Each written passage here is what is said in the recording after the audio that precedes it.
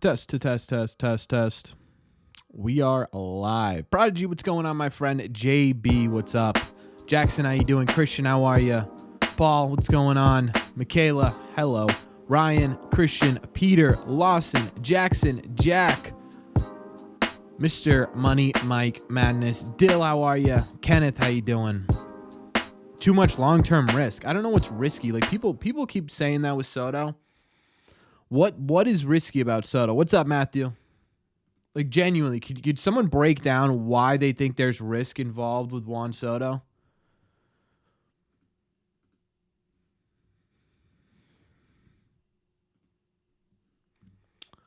Sorry, I'm just trying to put up the...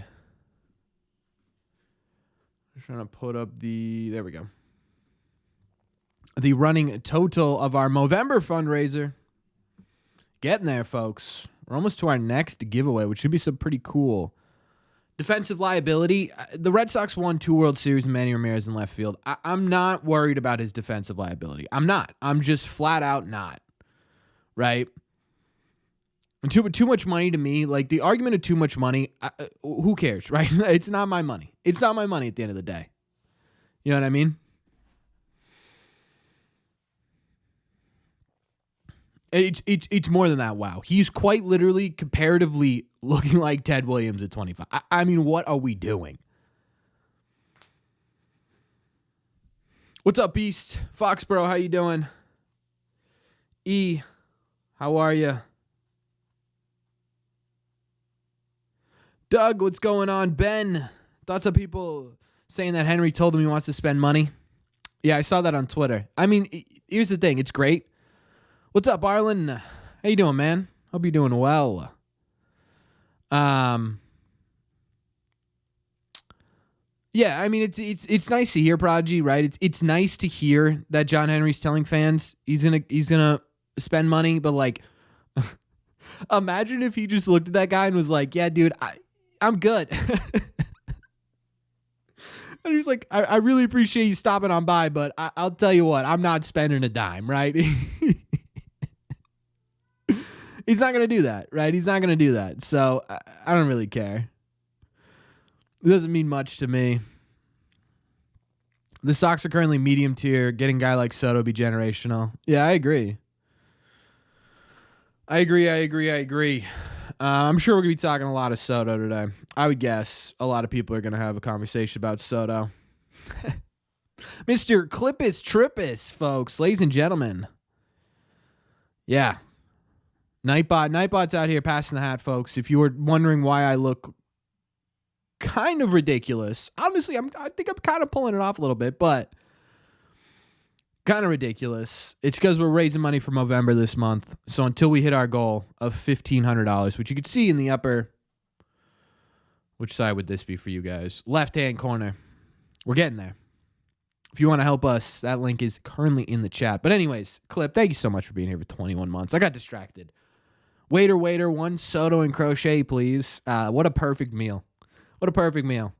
That's breakfast, lunch, dinner. That's 4 courses each meal. I'm a happy camper. I'm full. What's up, Cody?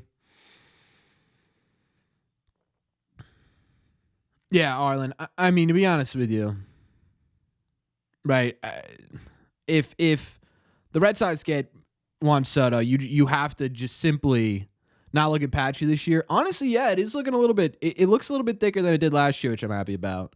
Last year was rough.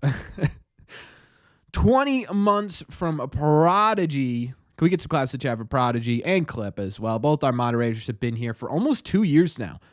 Has your hopes gotten higher at all during these news about Soto and wanting to spend money?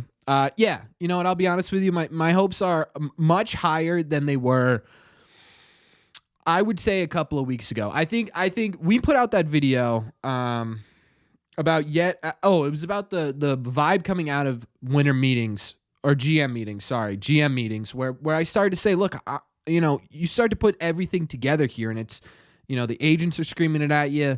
The national media is screaming it at you. The local media is screaming it at you. Of course, the front office is going to scream it at you. But all of a sudden, everybody's sitting here saying, guys, look, the Red Sox they're not playing around this year. And at that point, your hopes start to get up a little bit. You start to say to yourself, okay, Maybe there's something going on here. But at the same time, too, just been hurt so many times. They're not even hurt, just let down would be a better word. So many times over the last couple of years. Especially last year left a really, really sour taste in a lot of people's mouths, including my own, right? I remember we were covering at the beginning of the offseason where we were like, oh my God, they fired Chaim Bloom. They're saying all these things. They just hired Craig Breslow. Something big's going to happen. And then it didn't. So, yes. What's up, Wow?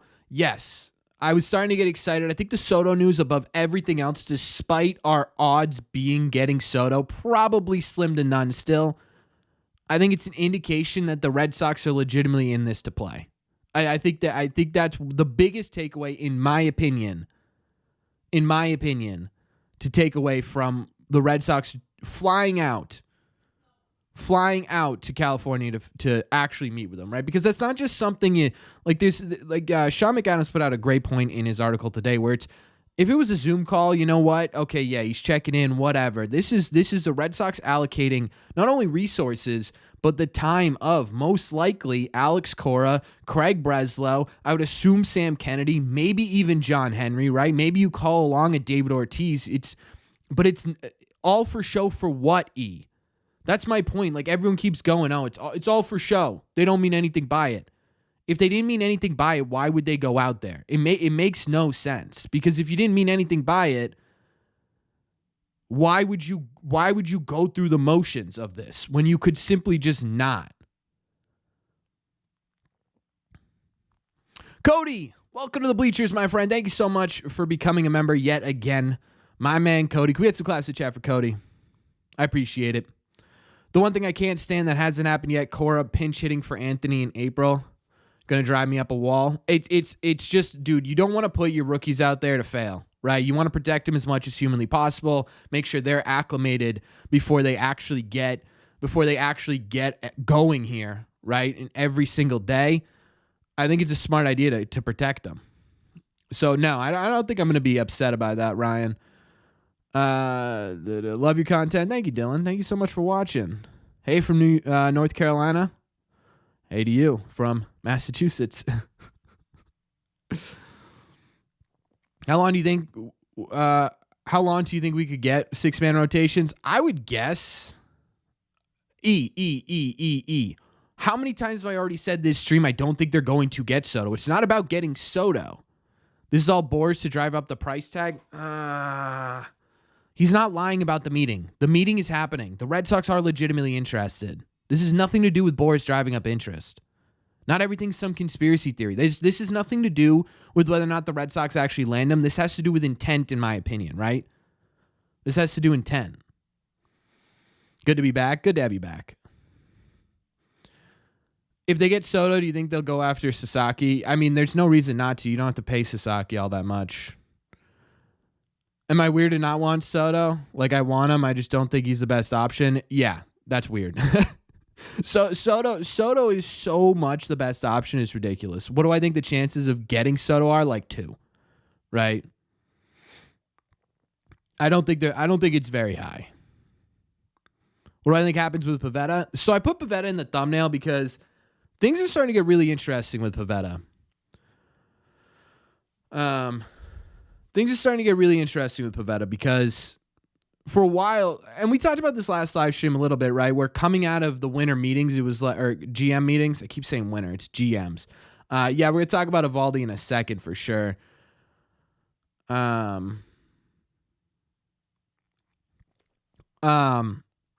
With Pivetta, the sort of overall feeling was maybe the Red Sox did something smart here. Maybe. Now we're starting to hear that Pivetta might be one of the most sought-after free agent pitchers on the market. Like, teams are drooling over this guy, over the advanced metrics. Everyone's pretty confident. In fact, Jeff Passan put in his article that he's almost sure that Nick Pivetta will not accept that qualifying offer. And if that's the case, again, the Red Sox look like geniuses. The Red Sox look like absolute geniuses. So we'll see what comes of it, but I wanted to put him out there because I think it's worth the conversation of, you know, we personally too, I got up in a tizzy about that. I thought it was such a dumb move. I thought it was such a risky move. And I said in the video, if it pays off, it's going to look really good. If it doesn't, it's going to look really dumb. And it's still out there. But now it's sort of leaning towards, man, that was really smart. And if that's any indication as to how Breslow's sort of viewing the market right now, I think that's a good sign. I think that's a good sign.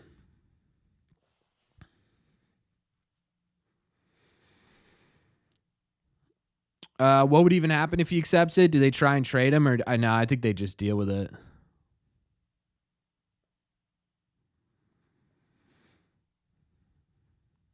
I'm trying to find it, Johnny. I can't see it. Oh, I think if you throw money at Soto, you can't address the rotation, the pen, and a right-handed power bat. Here's the problem I think a lot of Red Sox fans are having right now is that they just assume that if the Red Sox get Soto, they're just going to tap out for the rest of the offseason. Like, oh, guys, we got Soto, right? We're done. But one, they don't need to spend money to get a high-leverage starter. They don't, right? If you get Soto, all of a sudden a guy like Anthony becomes movable. A guy like Duran becomes movable. Obviously, Abreu's still movable, right? If you get Juan Soto, I don't think anyone's going to be complaining that Roman Anthony looks really good, because even at really good, he's more than likely not going to hit as well as Juan Soto, right? So I think you can sort of rationalize being able to trade for a legitimate frontline starter. And even if you don't do that and you don't want to move Roman Anthony or Jarren Duran, you could move a Wilyer Abreu and still get it towards the frontline guy. So boom, there's your starting pitcher, right? And again, it doesn't make sense in my mind if the Red Sox are actually going to sign Juan Soto, if they'd be like, all right, thanks a lot for playing, guys. We're good with the offseason, right? If they're going to go all in, they're going to go all in. And that means going after other players. It's not going to take $50 million to get two solid relievers. It's probably going to take maximum 15 if you don't go for the top tier guys. And then on top of that, too, we talked about the trade route, right? Say they do sign Juan Soto, and then they're like, we're going to trade for the rest of these guys. You can go and get a frontline starting pitcher, still be fine lineup-wise for 2025, and then you could use some of the depth that you've now accumulated over the last couple of years, and you could go get bullpen guys, David Hamilton, Nick Sogard, Chase Maedrot. Those are all guys who would absolutely bring you back a solid bullpen arm in return, right? There's not really any true logical reason to not go after Juan Soto. I just don't see it.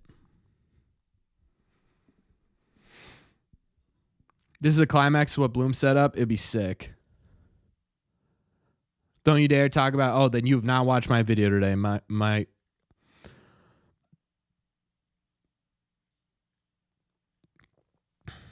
Oh, Dill, don't even tell me that.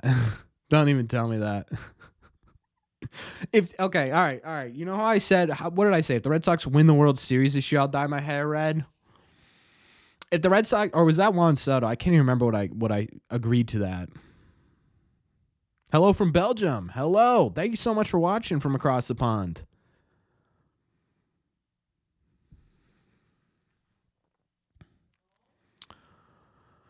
What was I saying? Oh, I'll dye my hair. I will dye my hair bright red if the Red Sox sign Juan Soto. I swear to God. Does the Red Sox meeting with Soto have any significance? Significance in terms of what? In terms of what the offseason's going to be, or in terms of signing Juan Soto? Because I think it's a different thing. All right. So I know a lot of people are talking about Eovaldi. Teoscar is super realistic for Boston now. As long as they can prime away from LA. From what I've seen so far, LA is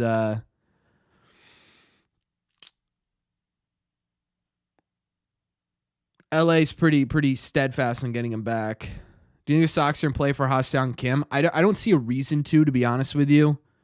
I think they have adequate backup for shortstop now with Campbell almost close to ready, who is a solid shortstop. Maedrot, Sogard, Gonzalez, and then second base you've got either Grissom or Campbell full time. So I don't think so. Money talks. Yeah, hopefully they're ready. Hopefully the Red Sox are ready to speak languages. Oh, I got to see if they should be going on tour next year in the U.S., by the way. I'm going to see if I can get tickets. All right, so let's do the Eovaldi news because I do want to get into that. You'll give my life savings to me? Please, God, sign him.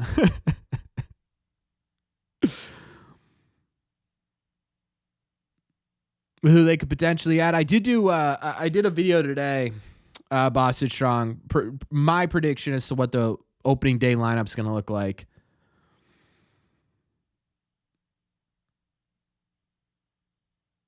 Rooker's not getting traded, I don't think. Trade for David Fry, I'd be pumped with that too, actually. That's not a bad option. All right, so let's talk about the Eovaldi stuff, because I think this to me is really interesting. What's up, VGN? What about Santander? I'd love Santander. I would like him a lot. So with Teoscar, you don't technically have to trade. Masataka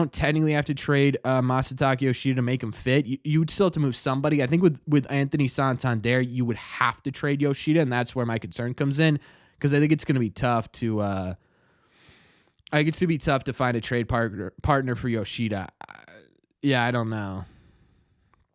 So okay, so here's where I'm at. This is why I titled the video this. I think this is going to be a relatively long discussion. I don't know, but because I think I'm kind of opposite of what you guys are, because I think most people are on board with the Eovaldi stuff, and I'll get into my reasoning why in a second. But let's get into the rumor itself. It's not really a rumor; it's just a report.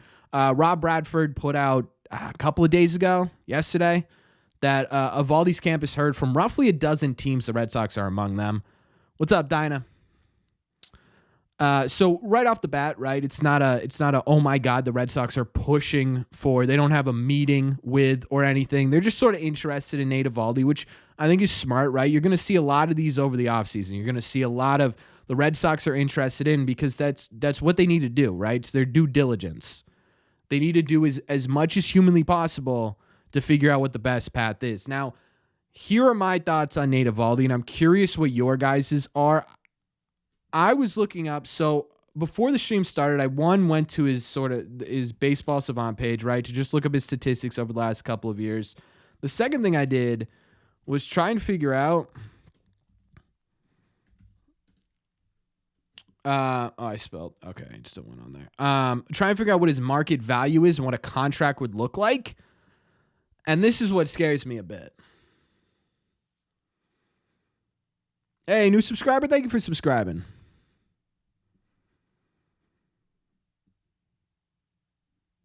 Wait, Yamamoto? Why would they trade Yamamoto? What's up, Mr. Mad? Okay, so here's sort of where I was thinking with this Nate Eovaldi stuff. Now, this is just an estimated price. I don't know what the market's going to look like, but Spotrac has Nate Eovaldi estimated value here at 2 years, $27 million a year for those 2 years, a $55 million contract in total. $27 million for Nate Eovaldi scares the hell out of me, and there are a couple of reasons for this. One, he's going to be 35 next year, so it would be 35, 36 years old. And we've seen successful pitchers with the Red Sox in their later part of their 30s getting towards 40. Recently, though, we've also seen a lot of pitchers that the Red Sox have signed in the back end of their career just go the entire opposite way, right? I get flashbacks of Kluber. Sale was great this season with the Braves, but he certainly wasn't with the Red Sox. James Paxton, right? You got Rich Hill mixed in there at points, right? There's that sort of caution in me. And then there are a couple of things, too. Where's the Movember link? Should be coming through in the chat any second now, Mr. Mad. Just keep an eye out for Nightbot. He's out here passing the hat around. So with Eovaldi, the second thing I wanted to look at is, okay, what could it possibly look like over the next couple of years? And there are a couple of things that I think stand out just a little bit. And the first one is he did have some health issues this year, but he still managed to pitch 170 innings. That's not really a problem for me in terms of overall health. But what I will say is, if you take a look, even back to 2018, Nate Eovaldi was really a workhorse for the Red Sox 1 year. And that was 2021, where he was fantastic, right? Fourth in Cy Young voting. But outside of that, when he was traded over to the Red Sox, it was 111 innings the entire year. Next year, 2019, it was only 67 innings. 2020 doesn't count, right? Then you get the 2021 year. Okay, now he goes to, then 22, he only pitched 109 innings. And then 2023, he pitched 144, which isn't terrible. But at the same time, too, what is that going to look like when you're 35, 36? He's had back issues. Johnny put it in there. His velo's declining. This is a lot of information to take for a guy who's going to be worth $25+ million over the offseason. I like Nate Eovaldi, but this season, even though it was solid, right, 380 with a 383 FIP and a 104 ERA plus, you're talking about a number 3. So unless you expect, or unless you go and you get someone else, to supplement Nate Eovaldi, what you're realistically doing is assuming that guys like that, basically Brian Bayo's ready to step into that number 2 role, and that Tanner Houck's going to repeat this season and be a true number 1. That's what you'd be expecting if you signed a guy like Nate Eovaldi, and I don't think that's a good idea. We saw how that worked out last year. Put the pressure on the kids, see how they do. Some of them rise, some of them float, or some of them float, some of them sink, or some of them sink and then level out like Bayo did, but that shouldn't be the idea now, right? The idea should be we need to ensure that these young kids can thrive instead of let's sink or swim, right? I don't love that idea, and I think giving Nate $27 million to essentially be your number 3 starter for the next 2 years, that's hoping he gets to 144 innings. I don't like that idea. I don't know. Maybe I'm crazy.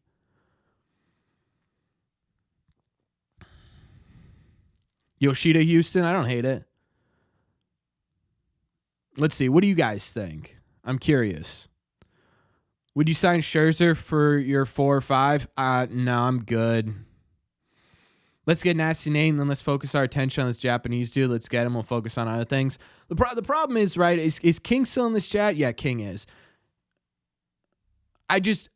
There's no way he's not going to the Dodgers, man. I made the video about it just to throw out the opportunity that, hey, the Red Sox aren't dead, right? The Red Sox aren't dead in this Roki Sasaki conversation. I think there's a possibility that he's going to get his fair due. I know there was a Japanese article written today or yesterday that pointed out that, hey, look, Roki's kind of thinking the exact opposite of what everyone in MLB is thinking, but at the end of the day, I just don't see how it's not LA. So I honestly, no, I don't think they should be putting all their eggs in the Roki Sasaki basket. They should absolutely be in the Roki Sasaki basket, but I really don't think they should be putting their eggs in it.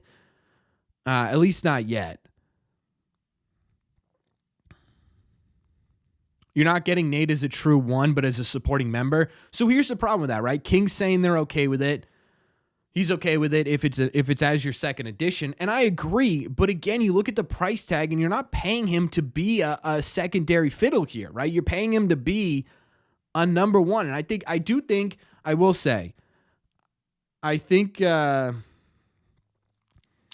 Spotrak's getting inflated a bit by the Zach Wheeler contract, right? He's getting paid $42 million a year. That's inflating. They're just taking the average of pitchers who pitched around the same numbers.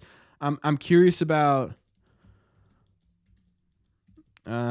top free agents. I'm just gonna take a look at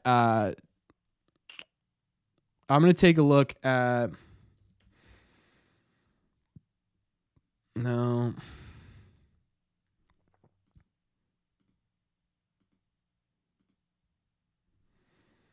Do they put him in as EO? There we go. So they got 2 years, $44 million for Nate Eovaldi, which is still $22 million, right? So this is what I'm talking about, right? If you're going to go after him and you're going to get into the 20s for Nate Eovaldi, I don't understand it, because you can go and you could get a younger player for around that money, and if you're still willing to spend on a top star, I think you're still willing to do that. That's where I get concerned. It's not really what Nate Eovaldi could bring to the Red Sox, because again, if he's going to be a solid number 3 and you could trade Cutter Crawford by bringing in Eovaldi and go get a Crochet or whatever, I think that works. But I just get worried about the money attached.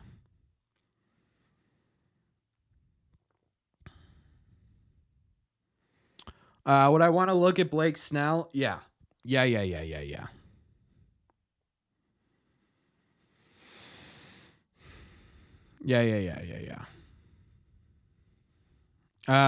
Pivetta, yeah, but Pivetta's also younger. Pivetta's also younger and has pitched many, many more innings in terms of just average length per season. So I don't think so.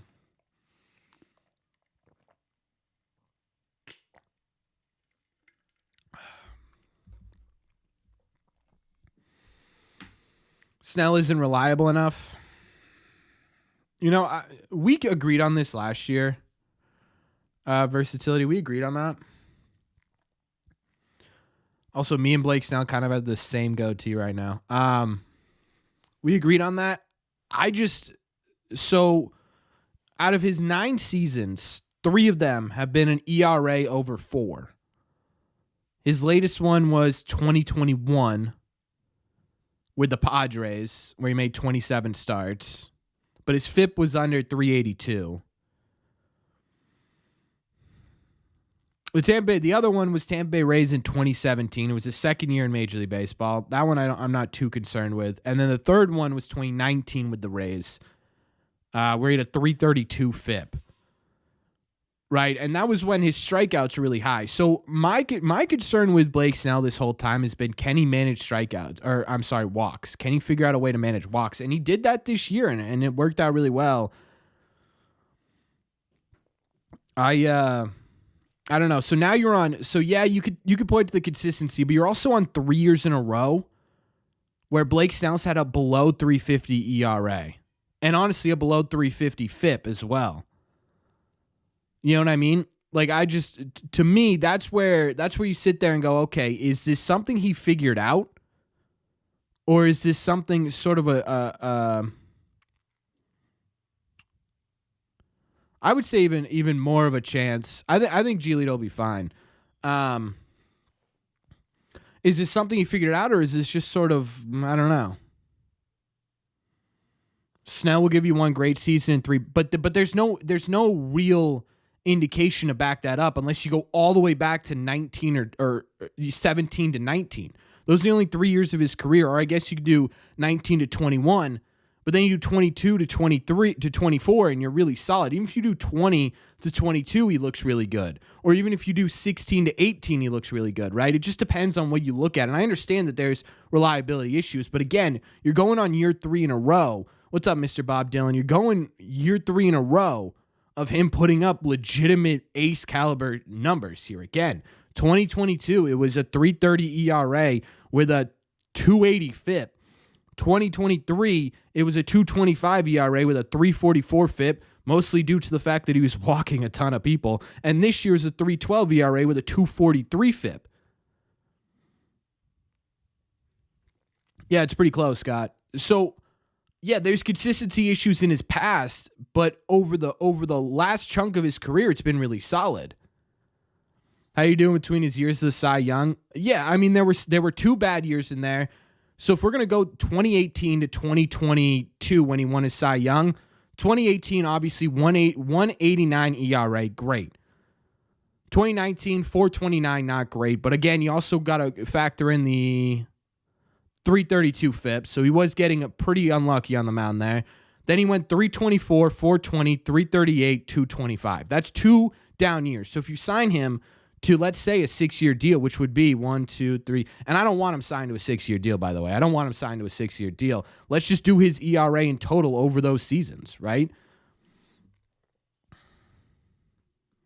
All right, so here's the question. If you sign, let's just hypothetically say you sign Blake Snell to a 6-year deal, and over those 6 years, and again, I don't want him for 6 years. I think maximum I'd give him is 3 years. He's got an ERA overall of 3.02 with a 3.32 FIP and a 1.175 FIP WHIP. Sorry, but he has 2 bad years. Do you take that?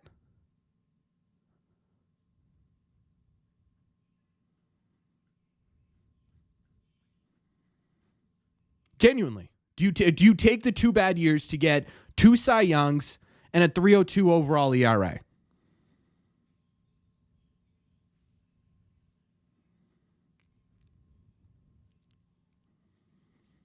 No, they didn't, sir.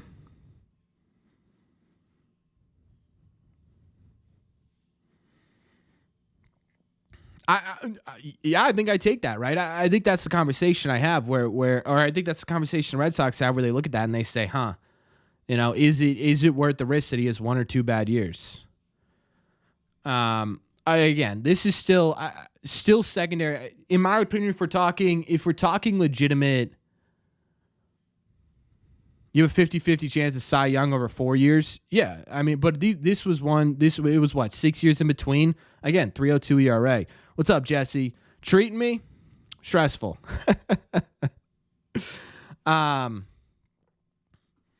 Blake Snell for me, I think is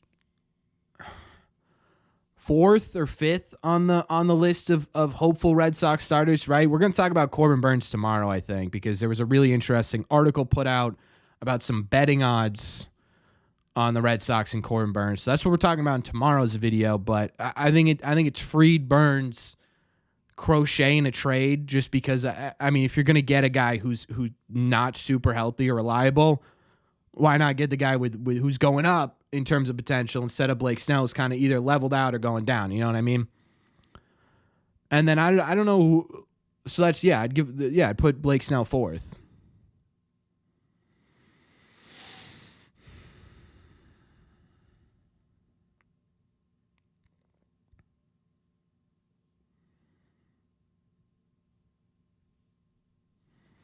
Yeah, I'm hoping this free agency is a bit more.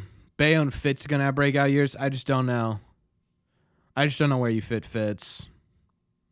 Sasaki, yeah, that's a good point. Sasaki is number one, but what's up, Mark? Sasaki is number one, but I just don't see. Again, I just don't see a world in which the Red Sox do it.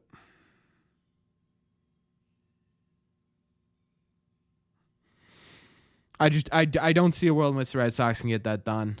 I really don't. I just think Sasaki wants to be at the bare minimum on the West Coast. I don't know how the Red Sox are going to be able to do it.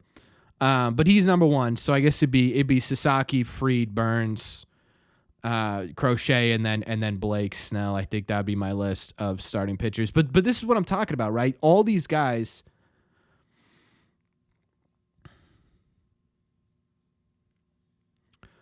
It's interesting you've got Castillo above Crochet and Burnes. Yeah,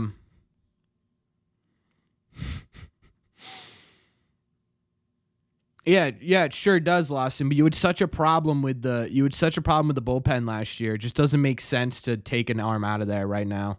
It just doesn't. Maybe in the future I think it's a good idea. But I don't see it making sense for the 2025 Red Sox. It just simply because the bullpen was so bad last year. You need to make sure, because you get to the postseason if your bullpen is good in the second half. You do. You are a postseason team. Your bullpen crap the bed, as they say, right? You can't have that. You just simply, if you're going to invest in this team, you can't have it happen again. I just don't think a 6-man rotation makes a ton of sense right now.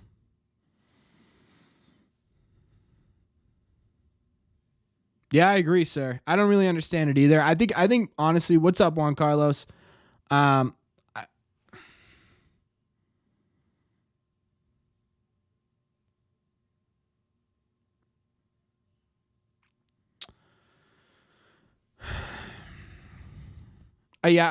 only thing I could think of with why Japanese players coming over say they prefer the West Coast is marketing opportunities.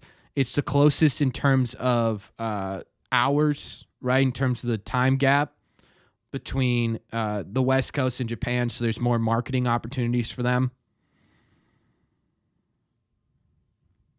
Weather, maybe weather, but you could also go to like Tampa, right? And Tampa's probably similar weather. How old is Snell? God, I don't even know. 30? 32.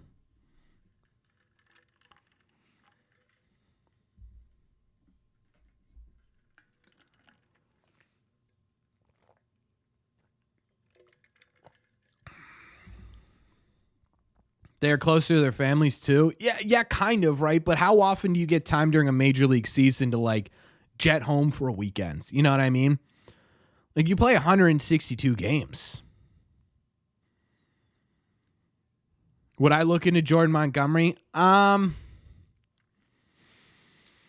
Yeah, I think there's a specific scenario in which I would, and that is if they would take Masa, which honestly I wouldn't be surprised. Their family could fly to watch them easier. Yeah, that's definitely a part of it for sure. The only thing I think is like Monty as a number 5.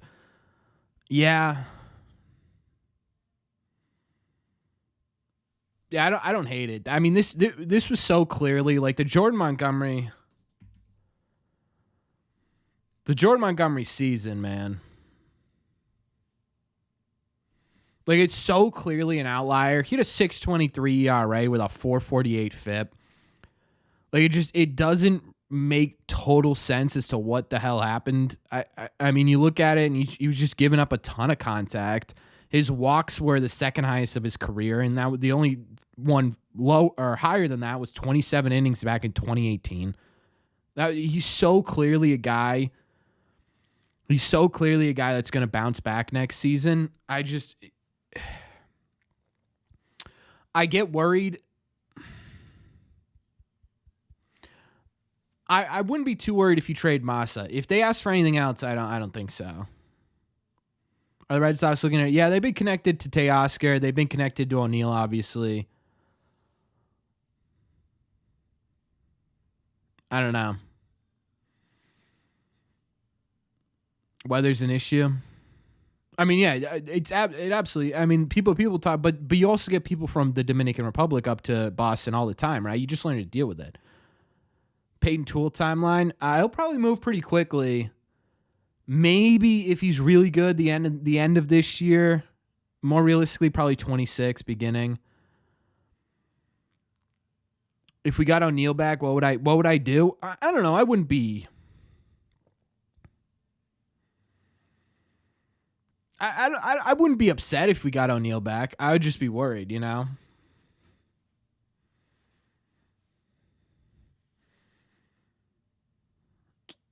Yeah, Dan.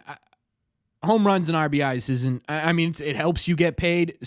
Comparing Soto to Santander in terms of value, just I don't know. I don't think that's even worth the conversation.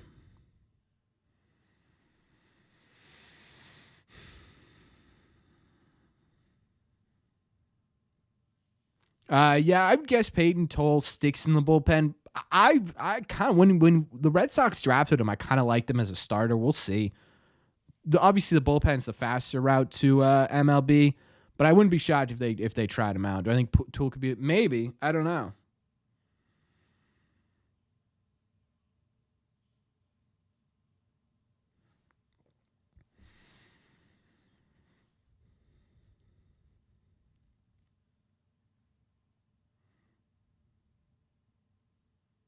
Wait, I don't really get your question, Prodigy. Yoshida says St. Louis in an Arenado deal. What's up, Joe? I know I made the video and I know I said I wouldn't hate the idea, and I really didn't hate the idea at the time. I still don't hate it. I just like that should be, in my opinion, sort of like a last case scenario. Break glass in case of emergency type trade for the Red Sox, to be honest with you. Like, I don't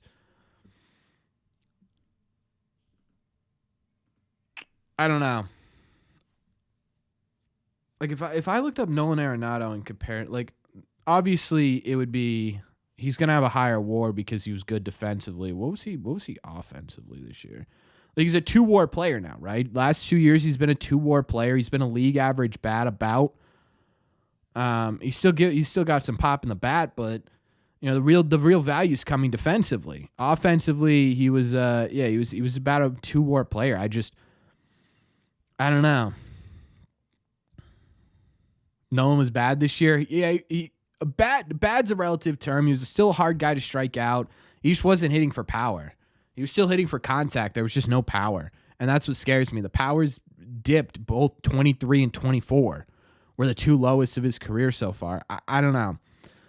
I sit there and I just wonder, is this ever going to be a guy who creeps up towards that 3-6 player, you know, WAR wise, or that, I mean, what you're paying him $26 million a year, and obviously it's only 10 more if you get Massa in that deal, but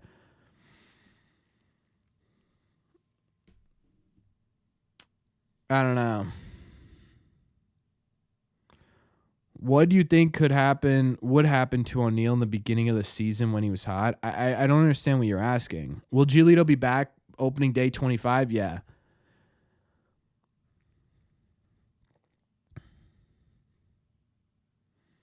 Yeah, they absolutely could, Ryan. I think that could absolutely be what the Red Sox do. The problem with that is, are you going to go a half season? Like, are you comfortable? It's either you got to spend money then, right? You got to spend money then.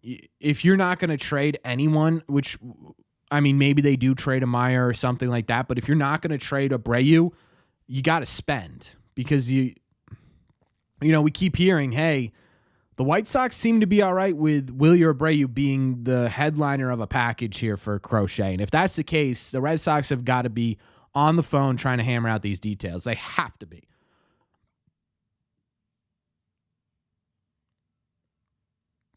It'd be worth it to open up the DH spot. Yeah, but you kind of wouldn't be able to open up the DH spot, right? Because it would either have to be Arenado or Devers in there every day. It has to be because Devers can't play another position. I don't think Nolan's ever played another position. So you kind of have to sit there and try and figure out if that's worth it.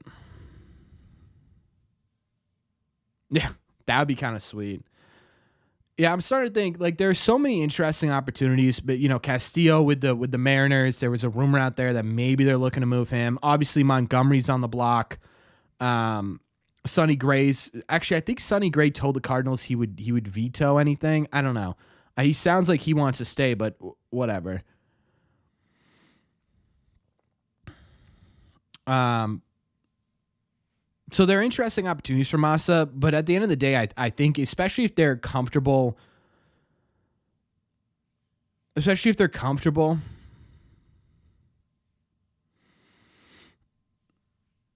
lost my train of thought.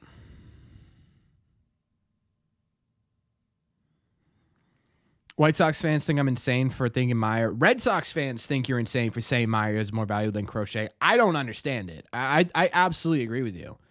I don't think Crochet is worth a top 10 prospect in baseball. I just don't think so. People are like, well, what about Moncada with Sale? Sale had already established himself as maybe the best left-handed pitcher. Like we went over this.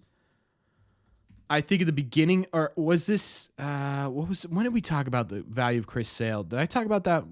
We made some video, but in 2016, here's how Chris Sale's last 3-4 years went before he was traded to the Red Sox.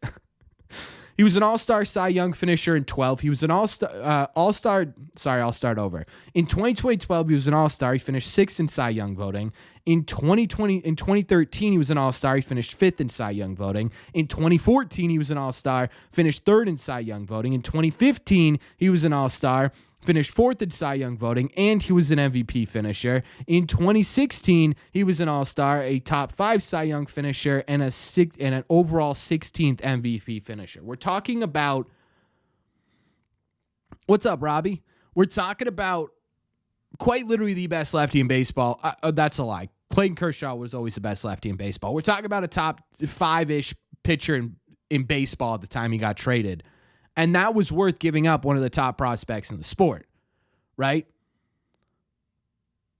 I don't think Marcelo Meyer is worth that. Yeah, I was wrong, Mark. I've admitted I was wrong 3 or 4 times about Willie Abreu. If that's what it takes to get him, I said in the video, if that's what it takes to get him, do it.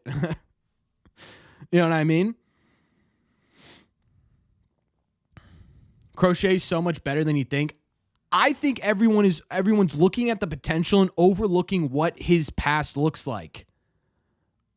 Like, we need to take that into consideration.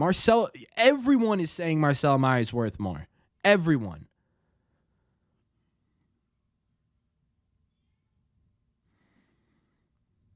He's young. That's the answer. Oh, but he's young. Mark, you've argued to me that Marcelo Meyer is injury prone. Marcelo Meyer's 5 years younger, has had 2 injuries. Garrett Crochet has had an injury every single season he's been a part of a Major League Baseball team.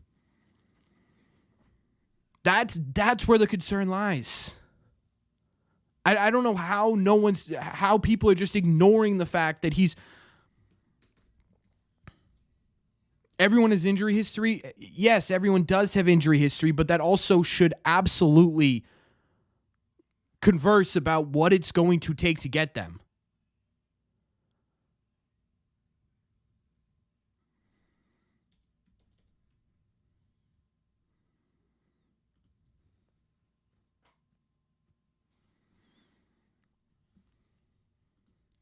Like, we have to have a conversation about it. There's also a difference between, okay, Max Fried has an injury history, but over the last 3 years, he pitched over 140 innings every season, right? With a sub 350 ERA. Corbin Burns has some injury history, but he's pitched over 160 innings over his last 4 seasons with a sub 350 ERA. Blake Snell has some injury history, but he's also won 2 Cy Young Awards, right? Versus Garrett Crochet has an injury history to the point it has limited his availability every single year he's been a part of Major League Baseball. There's a different, yeah. You think Crochet's to be a Red Sox? I'd love it if Crochet. I'm not sitting here saying the Red Sox shouldn't trade for Crochet. I think people hear me say Marcel Myers is worth Crochet, and they're like, "Well, what's wrong with Crochet?" Nothing. I would love the Red Sox to get Crochet. I'd love it. It would be fantastic. They also have to be smart about it. There has to be a ceiling here. Has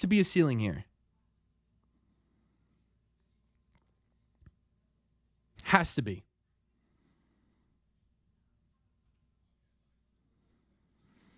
When will the bigger players start signing with teams? It depends, man. It absolutely depends.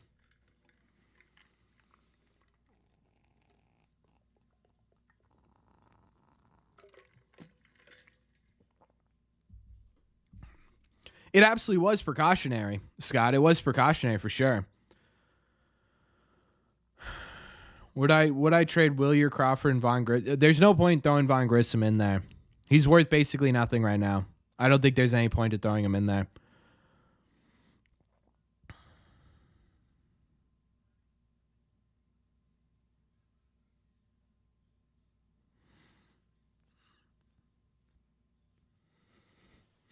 Yeah, that's what I said, versatility. I said that'd be a fantastic package. Like, would I do Meyer for Crochet and Robert?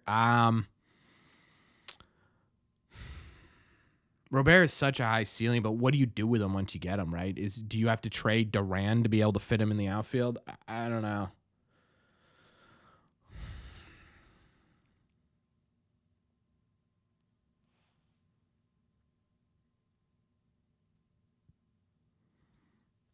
No, I don't think you put. I wouldn't put Campbell in a trade for Crochet. Montgomery maybe, but Montgomery's also, what is he, 60th? He hasn't even played a game yet.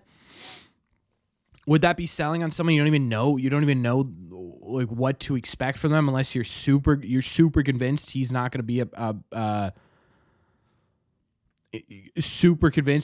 be a legitimate impact player, maybe, but like Campbell, no. I think Campbell's untouchable. I mean, they already essentially said they're not trading Anthony, and they said there's probably one other untouchable. I would guess that one is Christian Campbell. It makes the most sense. What's up, Victor? Don't worry about it, my friend. Yeah, I really don't think Campbell's needed. Again, if you're talking about them centering a trade, and again, this isn't something I'm just coming up with. This is what's been discussed as, legitimate conversations had, that they are okay with Wilyer Abreu being the center of this trade. You don't need to trade anyone of more value than Wilyer, which means Meyer, Campbell, Anthony, those guys don't really need to be included in this deal. Why would you put them in this deal to get it done? Right? Maybe a Montgomery, sure, then you can have the conversation because you don't really know. But you could get a deal done with less. So why is everyone saying they need more? If we have confirmation that the White Sox are okay with Wilyer Abreu centering a deal, why are we as fans saying, I don't know, man, I'd probably give him Marcelo Meyer? Why? We don't need to.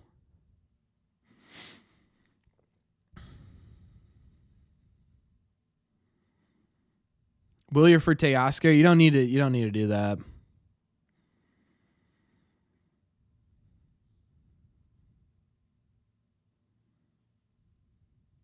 You're whatever it takes minus Meyer or Anthony. Interesting. So Mark, you would put Christian Campbell below Marcelo Meyer. Mr. Money Mike Madness has been here 21 months, folks. 21 months. Can we get some claps in the chat for Mike being here for so long? I appreciate you, Mike. Christian Campbell and Mike Romero for George Kirby. I think it's more than that. Because George Kirby's proven, right? George Kirby has we did right out of high school. Has proven for a while. I mean, I do it, right? I do it. I don't know that I don't think the Mariners do that. I mean, maybe, I don't think so.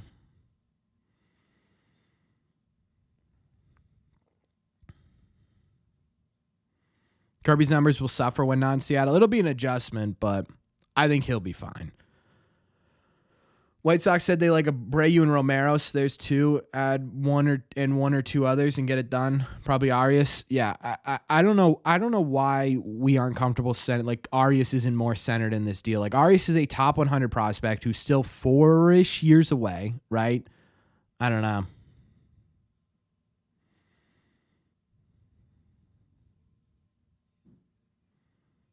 I mean, the Red Sox make a play for Devin Williams. If they put him out there, man, they should.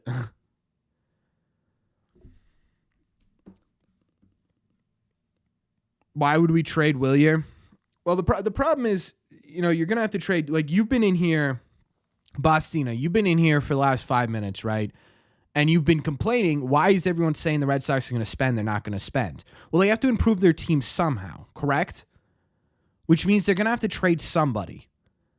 There are two main areas of depth the Red Sox have. They have a number one prospect in baseball, Roman Anthony, trying to come up and fit into this outfield. You've got three very talented outfielders right now. You also have Braden Montgomery in the wings as well.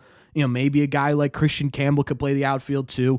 Oh, and you've got a Miguel Blaze who's sort of this lottery ticket outfielder. Okay, so you've got a ton of guys there that you can move and then replace with someone who's also of high caliber in that outfield. Then you take a look at the infield. You've got a whole bunch of people in there as well, right? Again, Christian Campbell, Von Grissom, Chase Meidroth, Marcelo Meyer. I mean, Kyle Teel, Stanley Lane infielder, sort of a different conversation.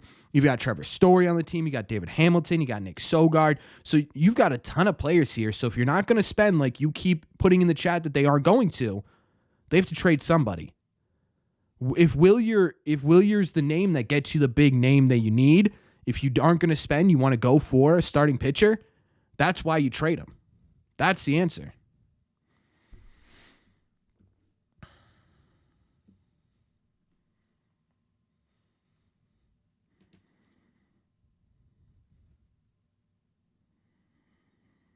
Mark, how many times have we talked about this, dude? I mean, my answer hasn't changed, right? We talk about this. It's because of the situation. I just went over this. Because of the situation the Red Sox are in. If Tristan Casas gets traded, who replaces him? Nobody. You don't have any first base prospects. Unless you want to go sign a Pete Alonso, which makes no sense because he's going downward while Tristan Casas is going upward. Or an Alex Bregman to move Rafi over there, who's never played first base in his life, who's already not a great third base defender. I know everyone's going to say, oh, first base is easier. It might be easier when you're talking about angles and stuff, but when you're talking about the impact Rafi could have at first base, I don't love that. Whereas if you trade Duran, one, it's way more valuable to trade Duran because Duran has had a much better year than Tristan Casas did this year. But two, if you were to trade Duran, you have replacements, right? You could go and sign a Teoscar Hernandez and call up a Roman Anthony. You have the number one prospect in baseball behind him. So it is much more feasible to understand how the team continues to be successful without Duran, even though Duran was so important. I don't want them to trade Duran. This is everyone. Like, Mark, you keep assuming that I want them to trade him. I don't. I'm just saying if the Red Sox get the perfect offer for Duran, it makes more sense to move him than it does Tristan Casas simply based on roster construction. That's it. That's it. Again, Mark, who would I trade Duran for? We've had this conversation. Who would I trade Duran for?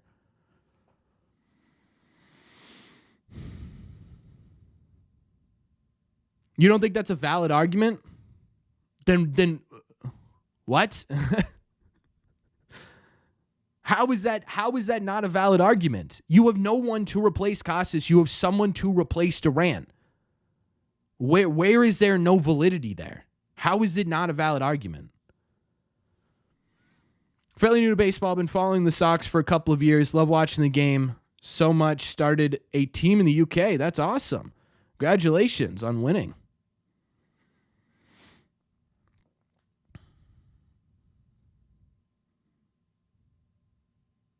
They don't need to trade Duran or Casas? No. We're not. I'm not sitting here saying they need to trade any of those guys. Where in our past have I said they need to trade Duran? I haven't. In fact, I've said multiple times in this stream, in every live stream we've had for the last 2 months, I don't want them to trade Duran. My point is it's livable to trade Duran. It creates another problem to trade Casas. That's the point.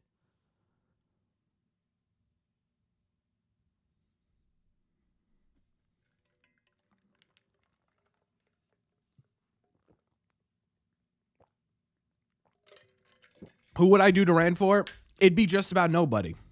It would be Skubal, right? I would trade Duran and Meyer for Skubal tomorrow. Not even a question. I would trade Duran for Paul Skeens. Not even a question. Wouldn't even think twice about it. Jared Jones, I'd probably trade Duran for. I think that's my list. Mark, you're arguing with nobody because I'm agreeing with you. Yeah, what are we doing? You're arguing with nobody. We're on the same page. You're just mad to be mad about this. I don't know what to tell you. This is just reality. It makes more feasible sense to trade Duran than it does Casas. I don't want either of them to be traded.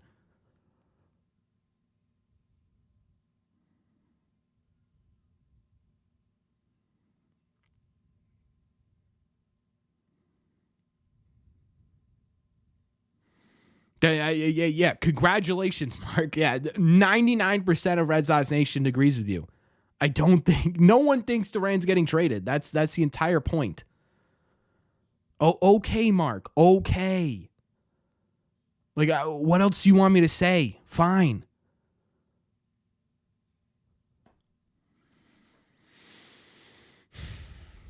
Jackson Jobe or Andrew Painter? Maybe not alone. What if we traded for some Modelo? Could use one right now.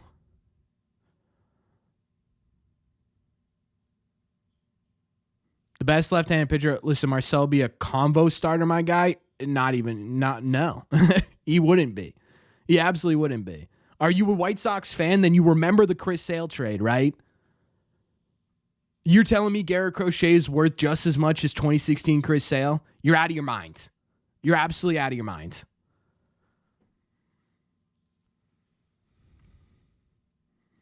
What do you think we do with the catcher's position? Do you think we're going to extend Corey's contract? Yeah, they did already.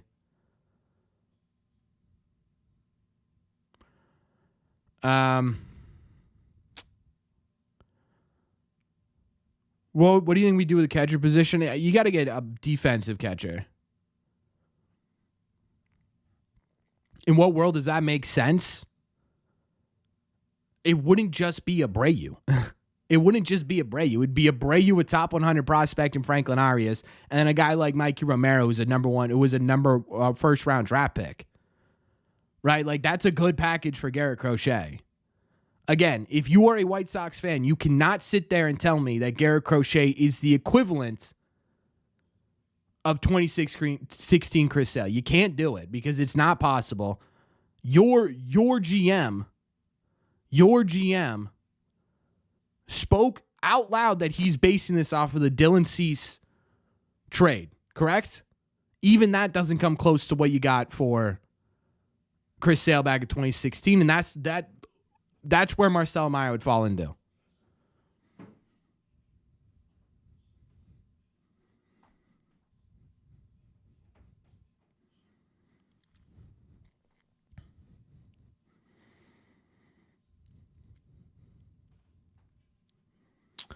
Christian Vasquez.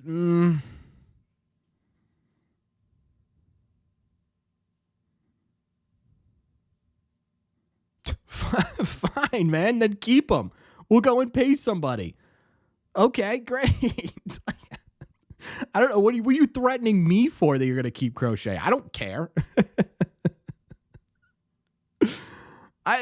Okay. Oh, no.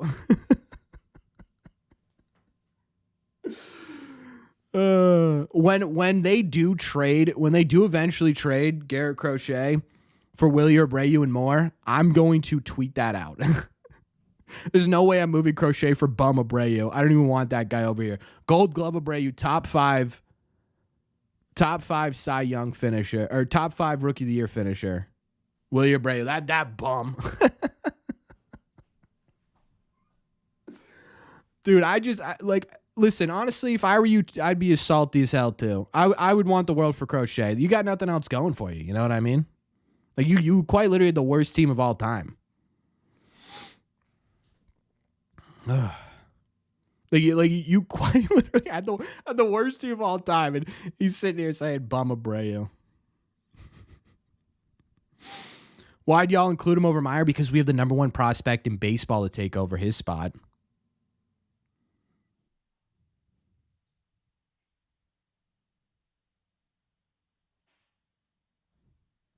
Dumb questions get dumb answers. Walker Buehler. I'd love Walker. I'd be happy with Walker. The Dodgers feel like a team that's not going to let him go, though. How long do we extend Cora for? 3 years. Dream rotation, Fried, Burns, Sasaki.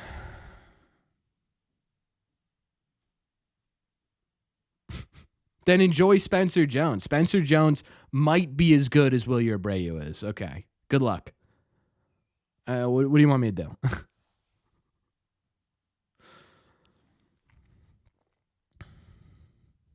Crochet, Houck, Bayo, Giolito. I mean, that'd be great.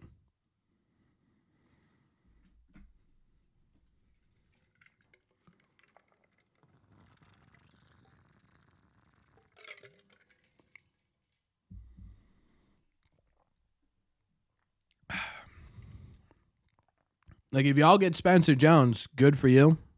I don't know what to tell you. Like, Spencer Jones hopefully is as good as Willie Abreu was this year. That's the idea, right?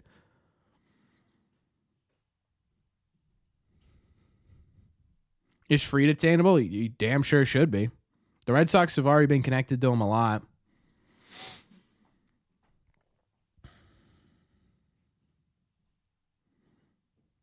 Yankees farm system is booty, yeah.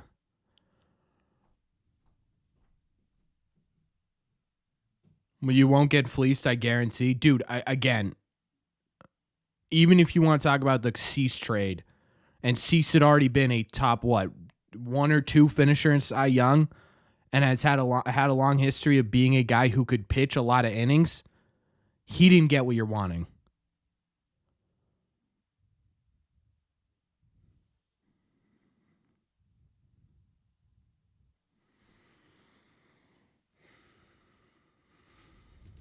How much do you think Crochet is worth? Look, I'm just going off of what... Are we actually full throttle? What up, Robbie? Robbie, what do you think? This White Sox fan's telling me...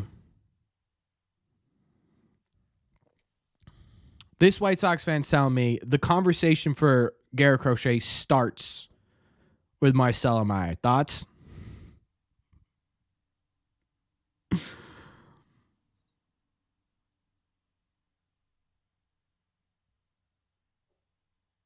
If you wanted more for Crochet, trade him last year. Now he only has 2 years left. Yeah.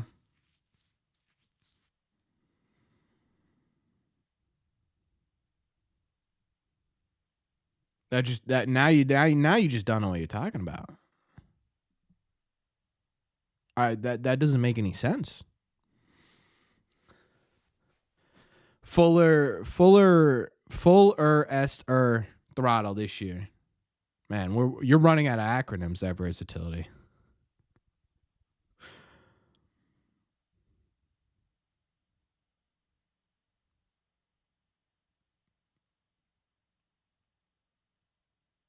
Yeah, I mean, that's great, Q. I hope you guys are. Okay. I'm not rooting for the White Sox. I'm not in here rooting for the White Sox downfall.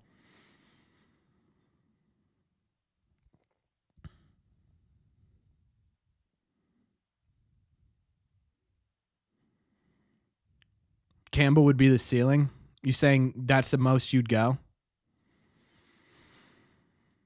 The great Robbie Hyde has spoken, folks. It's amazing me that there are White Sox fans who exist. Yeah. Well, they had a tough year. I mean, they're a good team, man. They had a good history. They had a tough year. Like, again, I'm not rooting for some down. This guy's acting like I'm rooting for some downfall on the White Sox for some reason.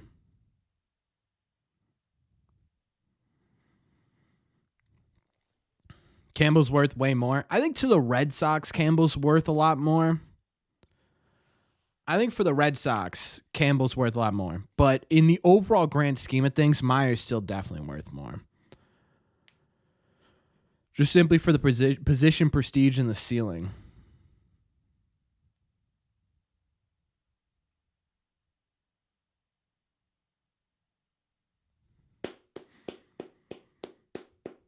See, Robbie wasn't even in here and he agreed with me. That makes me feel good.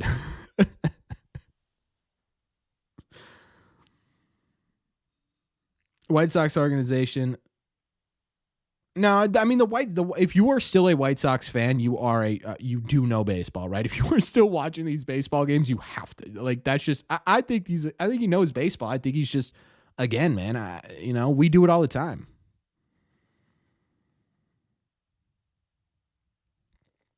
Roman Anthony's getting traded or will walk. It's that simple. Then keep him. I mean, again, dude, we're not the White Sox. Like, we have the option to spend money. I don't know, man.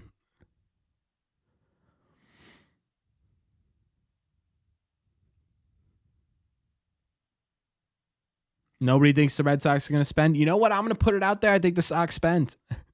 And if we're being honest, nobody thinks the Red Sox are going to spend. Every single analyst, every GM, every agent has said, yeah, I think the Red Sox are going to spend. And we're over here, right, just so beat down over the last couple of years where we sit here and we say, no, the Red Sox aren't going to spend.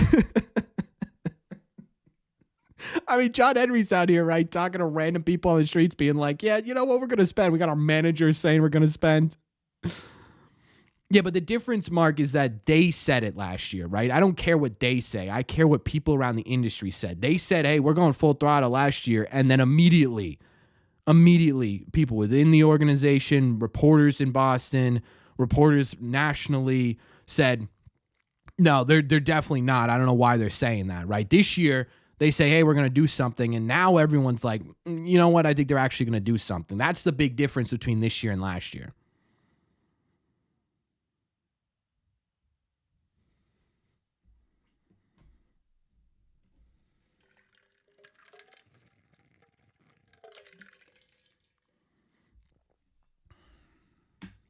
That's the difference. So, yeah, I'm going to put it out there. I'm going to say it. I think the Red Sox spend this offseason. What spending looks like, I don't know. But I do think they spend.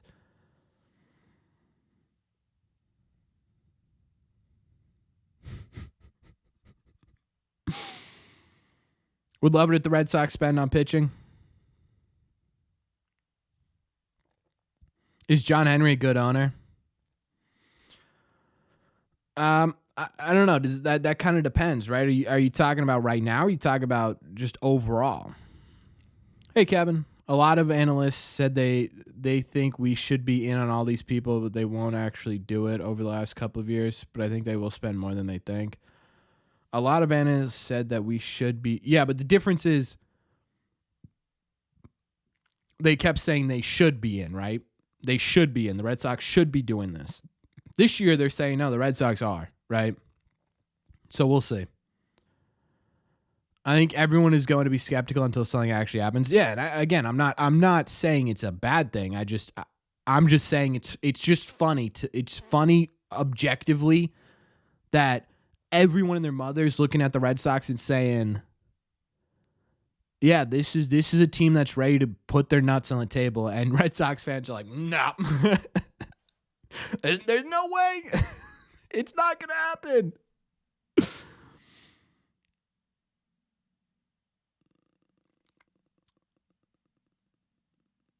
How would I feel if Roman Anthony busts?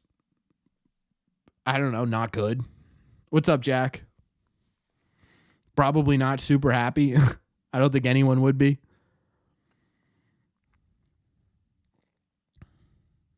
Do I see a world where they keep Abreu? Yeah.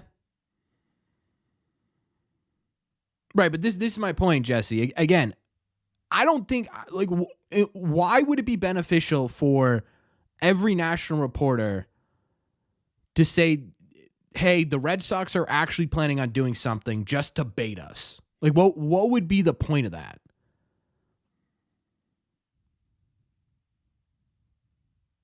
Like, I'm genuinely curious. Like, if you were a national reporter, what clicks on one article? I don't know, man. I just don't see it. But guys like Passan, they don't need to. Everyone's like, oh, Passan's just clickbaiting. When has Jeff Passan been like, man, you know, my CPM, it's kind of down, right? Like, when does Jeff Passan do that?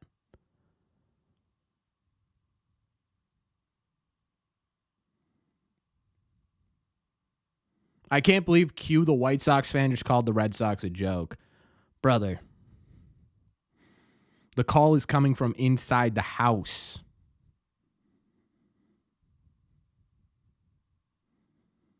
Yesterday? What do you mean yesterday? How did Jeff Passan clickbait yesterday? I mean, what are we talking about?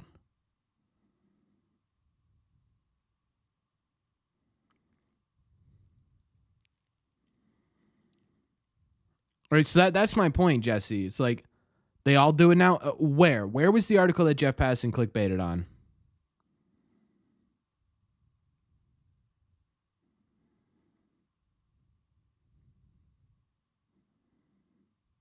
We covered Nasty Nate. Yeah, we were covering it. We're covering it in this live stream a little bit off and on.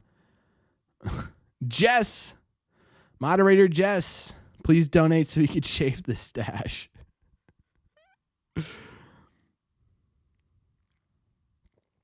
Are y'all aware it could be the same? You think if the Red Sox don't make a move, they'll win 41 games next year? No.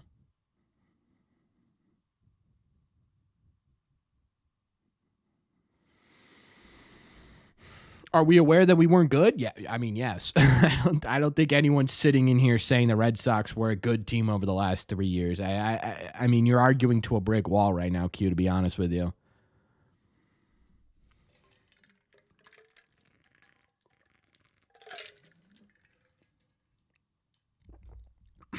Yeah, but the reason I'm comparing you is because you said the Red Sox weren't good, right? So instantly you have to compare.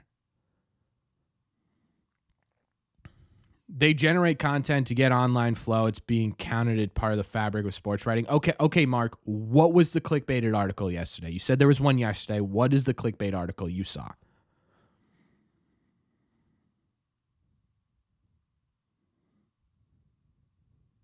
It could be the agents are giving these reporters. Yeah, but Jesse, do you really think if you're the New York Yankees, you're getting your offseason information from Jeff Passan? Wouldn't that be kind of dumb? If like the Yankees were like, I don't know if we're gonna go meet Juan Soto. Oh wait, Jeff Passan just tweeted the Red Sox are meeting with Juan Soto. We gotta call him.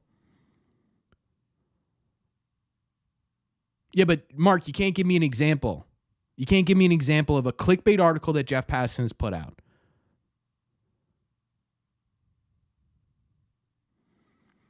David Ortiz retiring now, I think. Right? So this is where I get kind of confused. Because everyone's like, "Oh, it's just clickbait, or it's just the entire industry baiting Red Sox fans or baiting other agents or baiting other teams." If the Red Sox, and if any team in Major League Baseball is sitting there and getting their information from tweets and reports from Passan and John Heyman and Mark Feinstein, they've already lost, brother. Right? The game is over. They're getting this information after moves are made. After moves are made. They baited Red Sox fans all out. What did Jeff Passan do that baited Red Sox fans last year? What'd they do? What day did the Red Sox meet with Soto? Tomorrow, I think.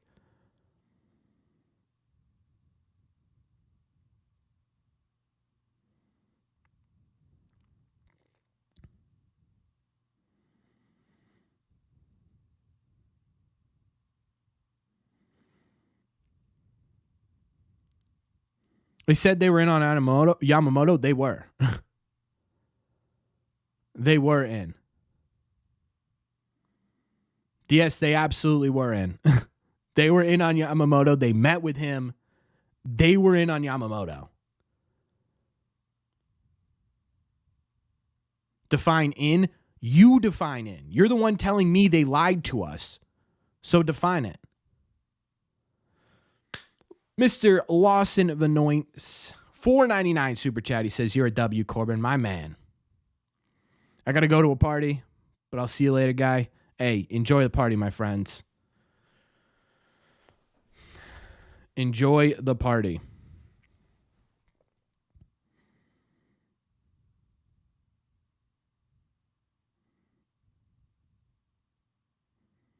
Close to obtaining him. No one ever said the Red Sox were close to obtaining him. No one put out that the Red Sox are going to sign Yamamoto. In fact, every reporter said they were a dark horse or a long shot. Find one legitimately highly paid MLB analyst that said the Red Sox are definitely signing. Then it's clickbait. Oh my God, Mark. Where was the clickbait? Just because you misunderstood it doesn't mean it's clickbait.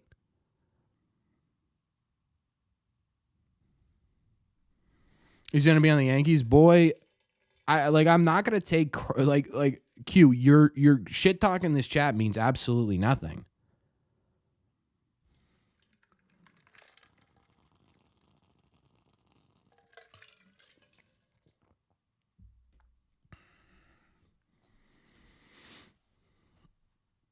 Like the Red Sox ultimately not landing Yamamoto and saying it was clickbait because it was reported the Red Sox were in on Yamamoto are two entirely different things.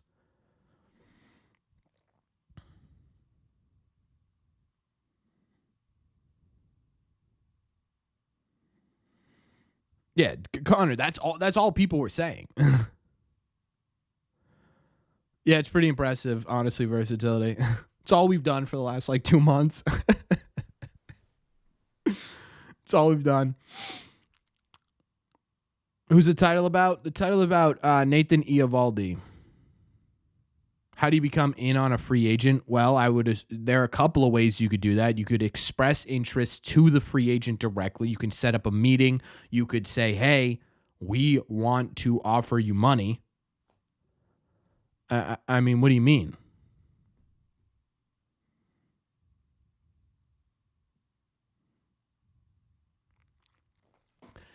Here's the other problem I have with fans saying, "Oh, the Red Sox are meeting with Soto just simply to appease the heat they've been getting." One, how does this not make the heat hotter? How? Because even if they don't get Yamamoto, they're going to be expected to make a big move because they were trying to, or I'm sorry, even if they don't get Soto, they're going to be told, everyone's going to be expecting them to make a big move because they were in on Soto. So I don't really think this takes any heat off of them. In fact, I think it makes the heat higher. Two, if you were trying to take the heat off of them, wouldn't it make a lot more sense to just leak it to the press that, hey, we put in a phone call to Juan Soto. He didn't want to meet with us, but hey, we tried. Why would they send most likely Alex Cora, Craig Breslow, maybe even John Henry himself, probably Sam Kennedy, over to California just simply to appease PR. There's no logical reason for that. Yeah, it absolutely is, Mark. But no one. But you're saying that just because they reported they're in, you made the assumption that they were close to obtaining someone. That's not the fault of Jeff Passan.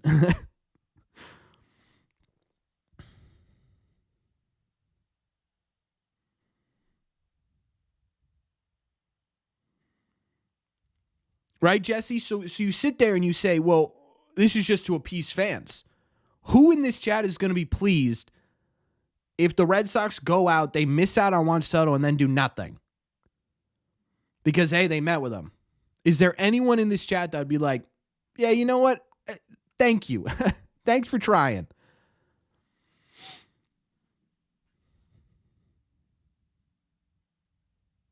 Is Trevor Story going to have a breakout season? Honestly, just stay healthy. Don't even break out, dude. Just stay healthy.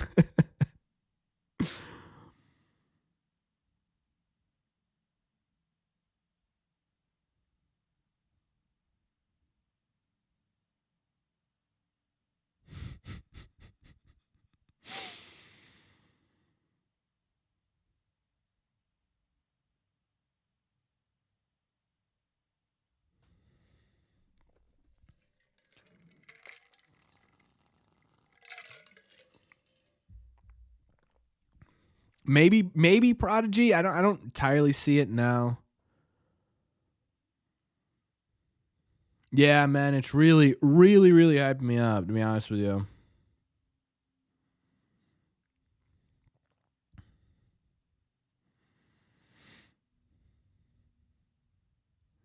What's up, Tracy? Yeah, I've been fired up. I came into the stream fired up. I don't know why. I just came into the stream fired up.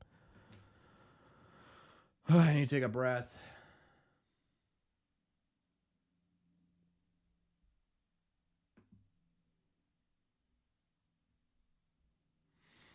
Let me take a breath. There was one other news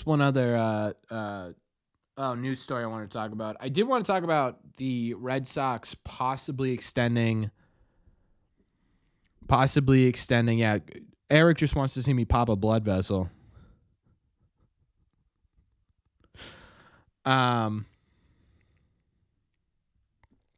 Honestly, yeah, Joe. I was just thinking that.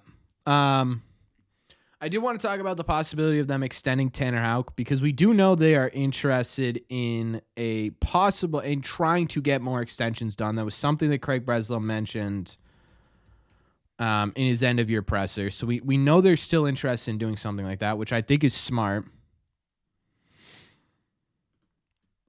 So I did want to read the quote on it. Let me see.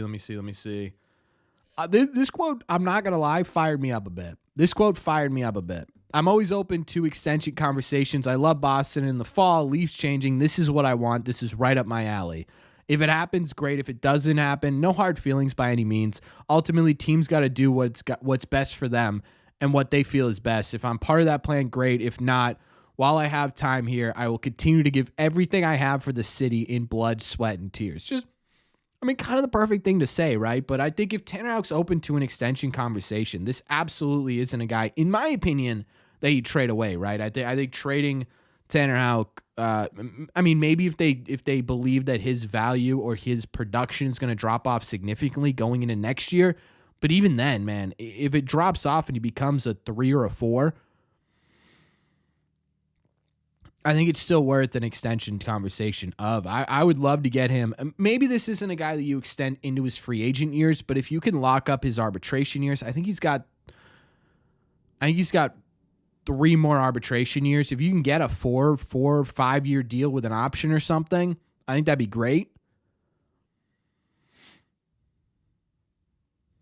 Continue. Q, dude. What are we doing still in this chat, brother? Everything you've said has been wrong, and you just said that they were a crap 5 when they had a top 7 ERA in baseball and a top 3 WHIP last year. Whatever.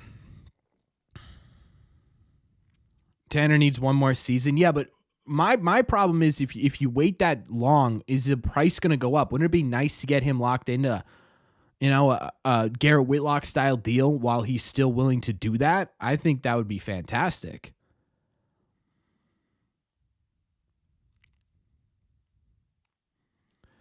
Casas totally disappearing is, in my opinion, versatility. I don't know if I'm too concerned with it. Casas flat out said at the end of the season he doesn't think he deserves one. Houck is 28, I think, Noah. Casas is such a unique individual anyways. Maybe it is something where he sits down, really talks to his agent about it, looks at what happened this year and said, man, I don't want to go through that again without the uncertainty of where I'm playing tomorrow, and figures out a way to come to agreement with the Red Sox. But it does make me a bit nervous that it's totally been shut down, right? The idea of trading or extending Casas has been essentially totally shut down for this offseason. That does scare me, because if it's shut down, I'm wondering if the Red Sox look at it and say, is this a long-term solution or not? I mean, it's not like he's going anywhere. He's not a free agent until what, 2029? So you've got 5, 6, 7, 8, 4 more years to try and figure it out. But I think it's definitely a little bit freaky.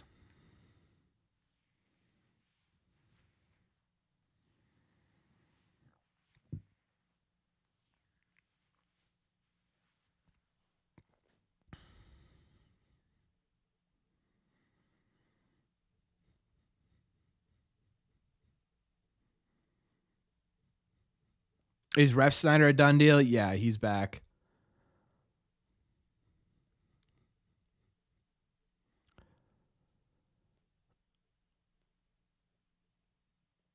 Do I see the Sox signing 1 or 2 big names? I'd give them. I'm expecting a big name. I don't know about 2. I mean, maybe they do big names and they sort of middle market it for the rest of it, but.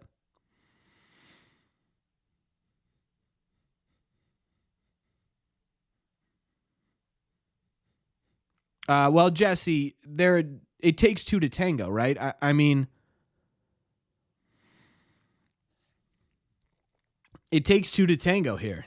Casas flat out said at the end of the season he doesn't think he's worth an extension. The Red Sox could come to him and give him a deal, and he could say, no, I want to earn it. I don't think this is totally the fault of the Red Sox overall. Casas gotten hurt 3 years in a row. Yeah. Will the Red Sox win over 81 games this year? Way too early to predict. We know nothing. We don't know who's coming or who's going. Right? I'm not going to sit here and be like, they're going to be a 90-win team and then have them do nothing. So I'm not going to predict anything.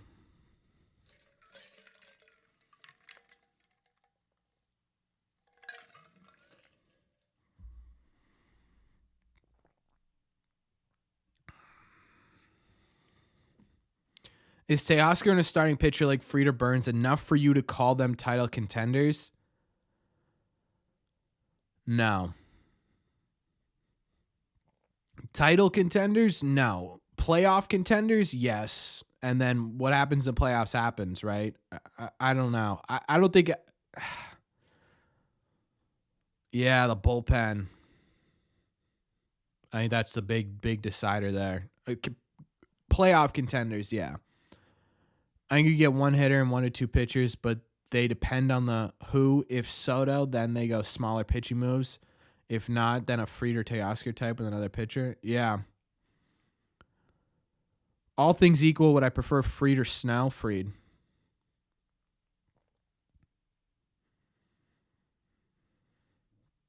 You're serious? You don't get fined? Mike, still here.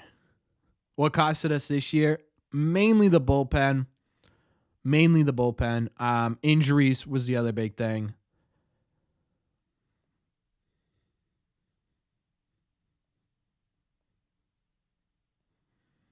Yeah, that's fine, Jesse. And I think the Red Sox understand that too. Again, that doesn't mean a deal gets done though. That's the problem, right? Is we sit here and we're like, no brainer. And I'm sure the Red Sox are sitting there saying no brainer. But that doesn't mean Casas is sitting there saying, yep, no brainer, right? I don't know. We'll see what comes of it. And obviously things change. Casas sits there. Casas sits there and he, gets halfway through the offseason and says, you know what, let me relook at that contract a bit. Or maybe the Red Sox get halfway through the offseason and say, maybe we take a look at that contract a bit and then something gets done. Oh, swing, man. We're not going to do the guys. If you are sitting there saying the Red Sox shouldn't go after Juan Soto because he's left-handed, that's like saying, I'm good on Ted Williams. The guy's lefty. I'm good on him. Right? It means absolutely. What did Juan Soto hit against left-handed pitchers last year?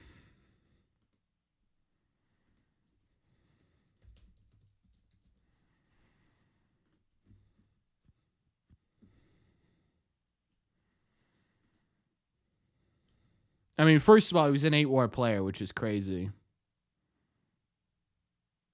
Yeah, that means nothing, Q. When you have a lefty, let's see what Juan Soto did this year against lefties.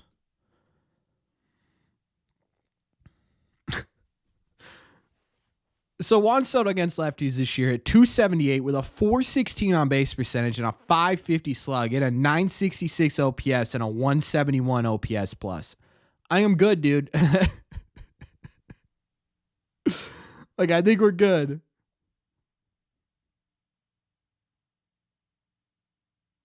Needs to be balanced out. Maybe, right? I mean, maybe. But if you really, what you really need more than anything in terms of balance out is you need to have guys like Duran and Devers hit better against lefties. That was your big problem last year. It wasn't so much that you couldn't hit lefties. It's that your big players, the guys who were the anchors of this lineup, couldn't hit lefties. Right? I mean, Rob Refsnyder and Romy Gonzalez were fantastic. And Tyler O'Neill with Rob Refsnyder, those were two of the best lefty hitters in baseball last year. It wasn't that you couldn't hit them. It was that your big players couldn't. And that's not going to change. Gee, I'd prefer Fried, and I don't think it's particularly close.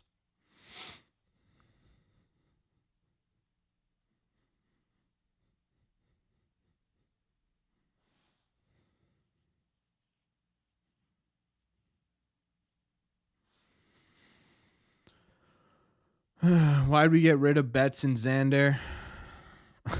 You got about an hour?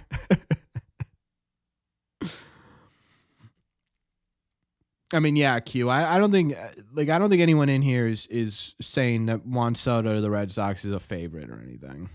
We're all realistic in here. You've kind of been arguing a wall this whole time, to be honest with you. Why did we get rid of Betts? Great question. Xander was just dumb. You should have extended him before the season. But he just got blown away with an offer in free agency that they were right to not take.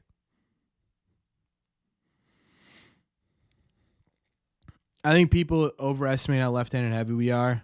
Yeah. Are they actually interested in Eovaldi? Yeah, it was confirmed the Red Sox are one of the teams that Nathan Eovaldi has heard from. I'm not too high on it.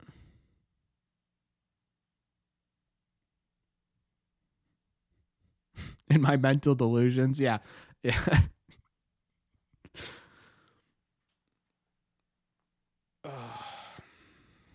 So, yeah, they are actually interested in Eovaldi. I don't love it.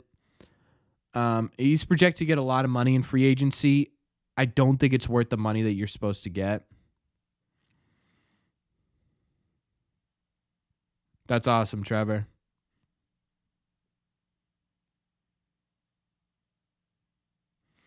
I agree, versatility. We're gonna get a lot of conversations.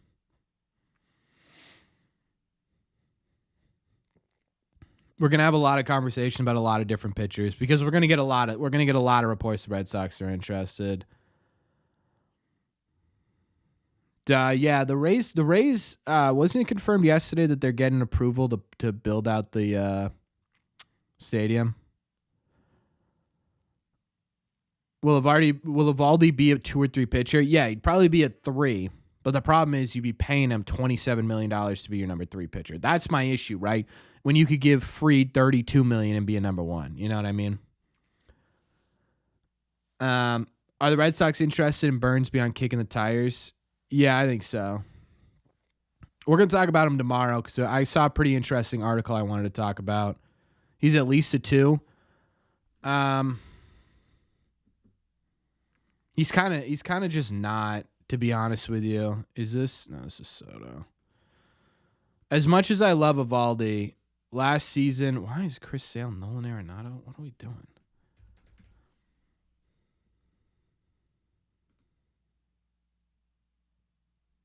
Yeah, his ceiling was always as a 2. He was a 2 on the Red Sox. I mean, he had a 3.80 ERA last year.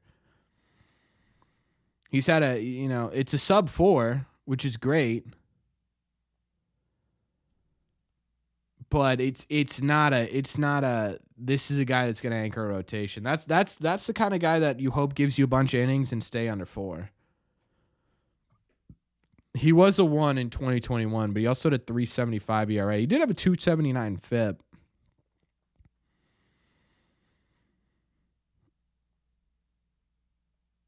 I mean, yeah, Nash. Any team that does that would. Who even was our 3 this year? Probably Crawford or Pivetta.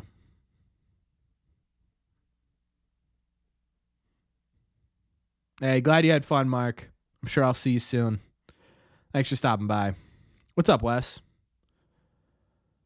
If the Red Sox got Soto and Denver Soul, would that be a good duo? Oh, yeah. I mean, yeah, obviously. Devers and Soto would be a fantastic duo.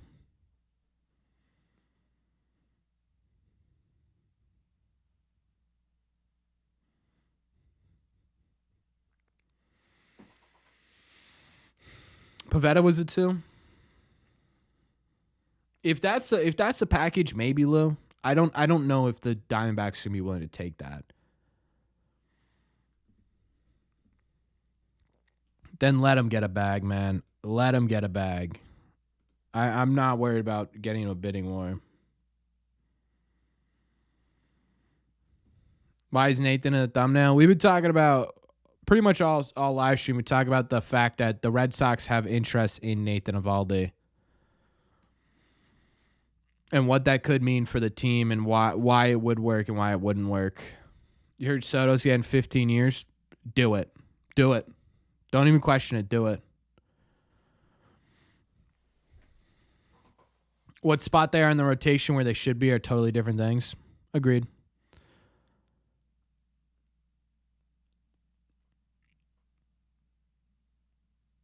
Yeah, it wasn't for mine either, Noah. I totally wrote it off. I absolutely did not think they would be even remotely close. It wasn't bad for Texas. My point is, if you're gonna allocate that kind of fund for the rotation, wouldn't you want to improve the true top end? Right? Like, wouldn't you want to do a legit front end guy as opposed to like, I love Eovaldi, but maybe one more year as a 2, maybe not.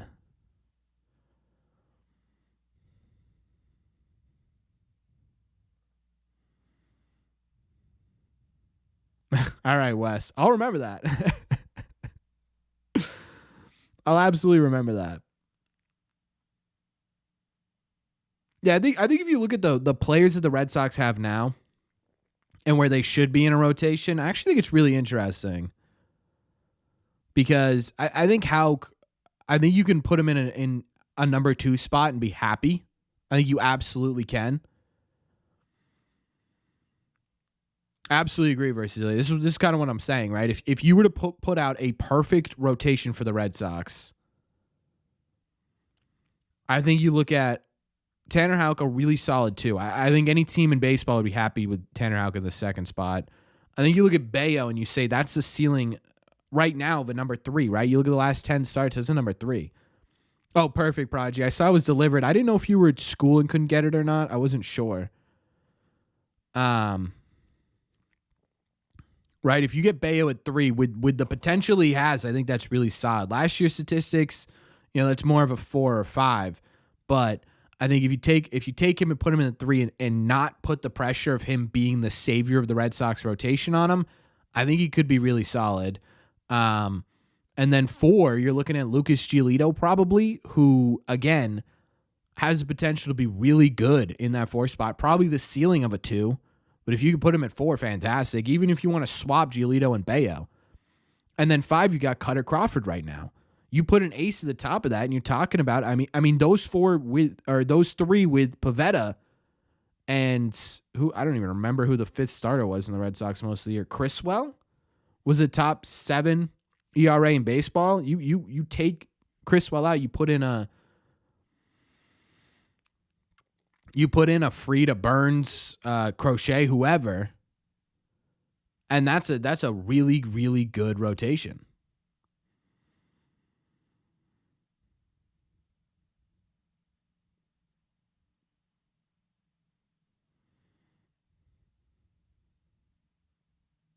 Is second base going to be up in the air next year? No, I think they'll have someone. I think they'll have someone that sort of. I think they have someone that sort of mans that position until they can't. Like I think it'll be Campbell or Grissom coming out of the offseason. I originally put Christian Campbell. I put Christian Campbell in the prediction because I think skill-wise, I think he has the opportunity to beat out Grissom. But you guys brought up a lot of good points in the comments. You made me change my mind. Like you guys were talking about, it wouldn't make a ton of sense to just throw Christian Campbell in as a starter when you've got the proven veteran talent right off the bat. So, I mean, either way, I think you go into this year with an everyday second baseman, and if that changes halfway through, I think that's fine. But, I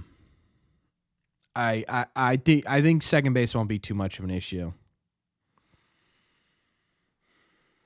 We need middle relievers. I think the good news with the Red Sox being aggressive in the starting pitching market is that the middle relievers might end up fixing themselves. Right? If you sign, again, say you sign one of those top guys and you push Garrett Whitlock into the bullpen, Richard Fitz could become a bullpen option for you, and all of a sudden you've got 2 really solid middle relievers. I don't think that's a bad idea at all. Who is Minter? AJ Minter. He would be fantastic. I don't know if he's going to be ready to go for opening day. I know he got surgery back in August, I think. I'd assume he'd be good to go for opening day. But that's the guy I target too. Do I go to a lot of games? Yeah, I go probably once or twice a month during the season. There was a month this year where I went like 5 or 6, but usually I try and go once or twice. What happened with Sims? Yeah, he got injured. He wasn't very good, and then he got injured. It was really sort of the overall arching theme. Can we sign Alex Bregman to second base? No.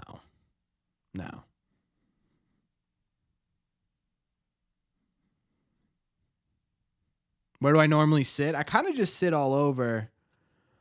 Yeah, I don't really have a specific section I like to sit in. I will say every time I've sat in sort of that upper ring, near the Coca-Cola decks and stuff, I always love it up there. There's no lines for the bathrooms. There's no lines for the vendors. I really like it. Near the Truly deck is fun, but that's always super slammed. I normally end up in the grandstands like 12, 11, those ones. Section 10, 11, 12 usually, just because they're usually the cheapest. I will say my girlfriend works for a company that gives out Red Sox tickets, so once in a while we do end up like right behind home plate, which is awesome. I kind of think you would want to take the risk with Campbell if he looks good in the preseason, because if he's great, he could be rookie of the year. Yeah. That was sort of my thinking as well. Like, it might be worth more for the Red Sox long term to go after having Campbell or Anthony be a rookie of the year candidate. It's a tough conversation to have, because you could also start Grissom at second base, and then what's the cutoff for when you could be called rookie of the year? Is it like, I think it's like June, right? You've got some time. Yeah, you get a draft pick for it. It was a really good draft pick actually for the Orioles. It was like really good. I think it was first or second. It was like end of first round, end of second round, one of those two. Any chance on trading Rafael? I assume you mean Rafaela for a starter, since we already have Roman. No, I don't think Rafaela makes a ton of sense. He doesn't have a ton of value. He's a righty, and defensively the Red Sox need help. He could be that. Oh, so you've been in here this whole time, Q, and just now you subscribed. Thanks for subscribing, man. It's right after the first round. Yeah, I thought so.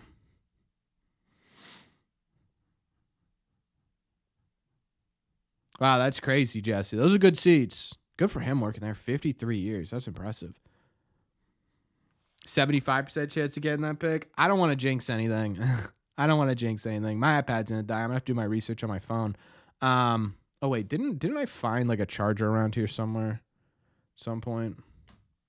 No, not one that worked. Oh well. Yeah, it's gonna be interesting once we get to spring training. There's gonna be a lot of big conversations we're gonna have about spring training. I think. Blame you. All right, I'll remember that.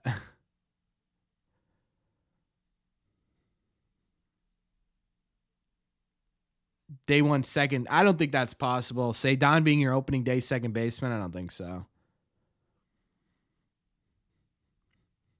For a right-sided infielder or a starter, but where do you put him on the infield? That's the question.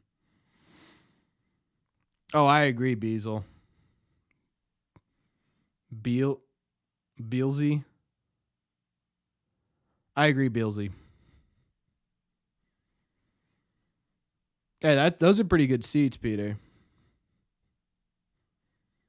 I would assume if you're gonna pay what Juan Soto's demanding, that you put him in the outfield.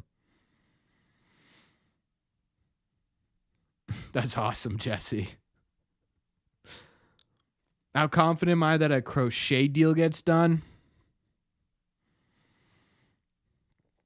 I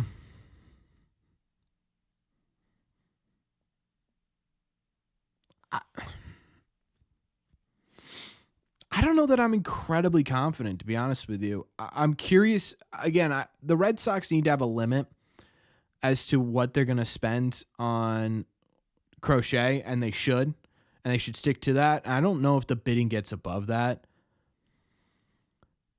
I will say I think there's a good chance that both sides come to a level-headed decision. I'd put it at I think 40 is a good spot. It sounds like the Red Sox are sort of really heavily invested in it. Durant should have been the third outfield. So I was looking at that. Santander winning that over Durant's crazy. If Rafaela doesn't start the year playing second base, there's no room for Soto. No.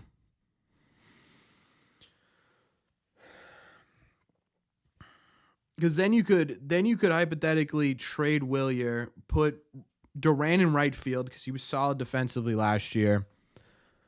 Cedon you could put in center. You could also move Cedon into a utility role, right? I don't know, man. Like you could move Cedon into almost like a Brock Holt type position where he's playing every day, but it's a different position every day, and then bring up Anthony. I wonder if that'd be something they'd be willing to do, like make him sort of that super utility player. I don't think I'd hate that at all. Problem with that is that he's so hot and cold with the bat. How is that going to mess up his ability to hit, consistently? You mean like he did last year? Yeah, but more of like a less. We need you to save the infield, and more of a hey, get in there. You know what I mean? With O'Neal gone, there's room for Cedon. Yeah, there is, but you're gonna have to essentially, you have to bring someone else in.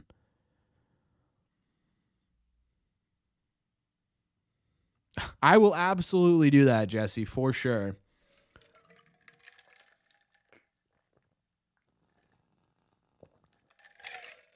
And I actually don't go to a lot of Yankee games because I get too mad. Could we get Brent Rooker? Not unless you're going to blow them away, and I don't think it's worth blowing them away.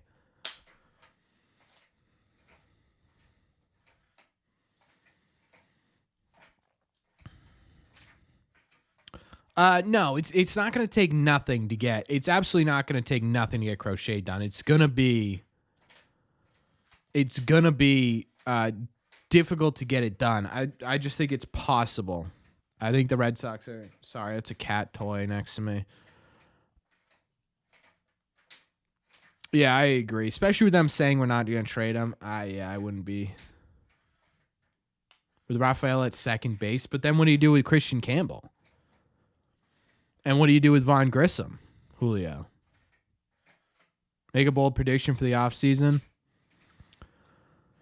My bold prediction is that they finally live up to what people expect. That should be my bold prediction, is that they actually do what they say they want to do. And that doesn't mean going and getting Juan Soto because they're meeting with him. I'm saying, like, they said they're going to make this team a legitimately competitive team in the AL East. I think they do that this offseason. Trade Von Grissom for a reliever. There's no point in doing that. Well, he's just coming off Tommy John, so that'd be incredibly unlucky. Nightbot just put the Movember donation link in the chat, folks. If you don't know what that is, every November, we fundraise right here. We fundraise for an organization called Movember. That's why I have this mustache/goatee thing going on. I'm going to shave the goatee down at the end of this week. It will just be a mustache. Sorry, Jessica. Well, the reason we do this and the reason we're doing giveaways at $500, $1,000, and $1,500 is because we're raising money to support a foundation that brings awareness to men's mental and physical health everywhere around the world. And I think it's an absolutely fantastic cause. It's something that I really, really hold dear to my heart. So if you guys want to help us get there and maybe even win yourself some pretty cool prizes, there's the link right there. Hamilton wouldn't get you a solid reliever, though. Hamilton's worth more right now than Von Grissom, absolutely.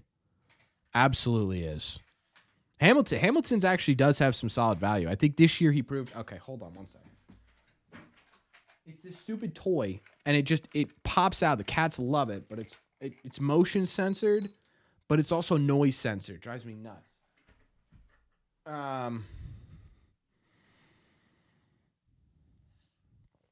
Yeah, so this is what's considered a mustache. I don't know.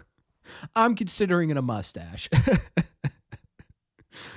Yeah, it's about to get real ugly. My favorite comments are the comments towards the end of the month that are like, dude, why are you growing out a mustache? Like, I haven't been plugging Movember the entire month.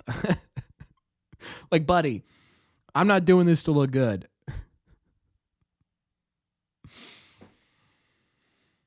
Right? Yeah, I think Hamilton, Mike, I don't know if you're even here, though.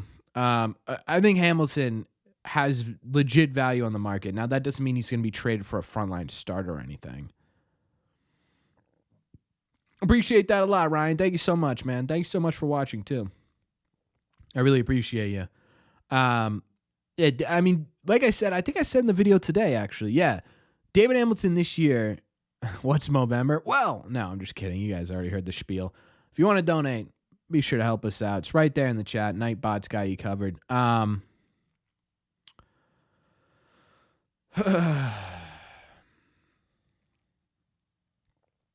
was I saying? Oh, yeah. Hey, Kool-Aid, thank you so much for subscribing, my friends. No, I think David Hamilton has legitimate value. I think there are points this year that teams can look at and say that Hamilton showed the ability to be an everyday hitter. And, second base, it's not a huge sample size, but second base, he's shown the ability he could be an above-average second baseman. And then you add in the speed. I think teams would be fascinated to see what he could do if you like a team like the Marlins, right? That's a team that isn't really playing for anything. The White Sox is a team that's not really playing for anything over the next couple of years. They have the ability to let him sort of develop into an everyday player, and I think, now the eyebrows aren't going anywhere. Sorry, folks. I think teams would be interested in that. I don't know if you could do that. I don't know if you could do that for a team that is looking to win now. Like, I don't think he's a guy that teams are going to want to play every day. If, like, say, like the Astros, I don't know how interested they would be in David Hamilton, right? But I think there's value there with Hamilton on the open market. What's up, Warrior? A few sell-high players. Yeah. I think there were a lot of young players in this team that performed well this year. They just didn't all come together, and I think that gives the Red Sox a lot of options, which is fun, right? That's what you want if you're going out there and looking to do that. I personally, I think you could trade Hamilton for a very legitimate bullpen piece. Maybe not a closer or a setup man, right? All right, Jesse. Hey, man, good talking to you, too. If you guys like Celtics content, Jesse's the man to go to. Meyer's supposed to be our new Xander. I don't know. I think Red Sox fans put that on Xander. I don't think the Red Sox put that in Xander's negotiations. I really don't. If they were fully locked in on Marcelo, why sign Trevor Story, right? That's the question. Wait, did Trevor Story sign after they got Marcelo?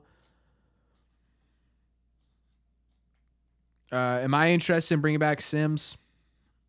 Maybe as like a, I don't know. Yeah, I guess I'd be moderately interested. I don't think I would jump at the opportunity to sign him, right? I don't think I'd outbid anybody, but yeah, I'd be interested. If the right deal came along, maybe.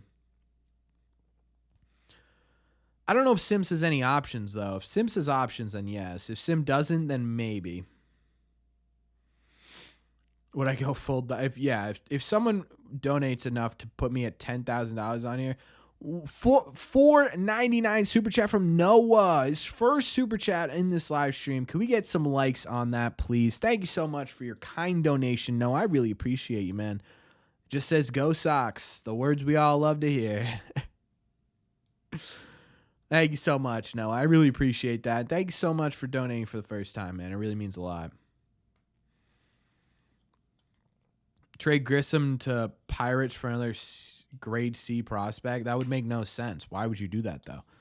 Story was signed March 2022.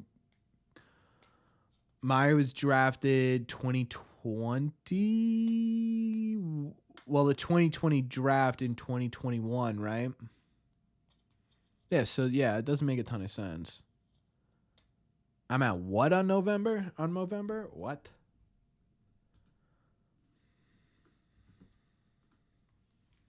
I didn't even get a notification. What are we talking about? Whoa.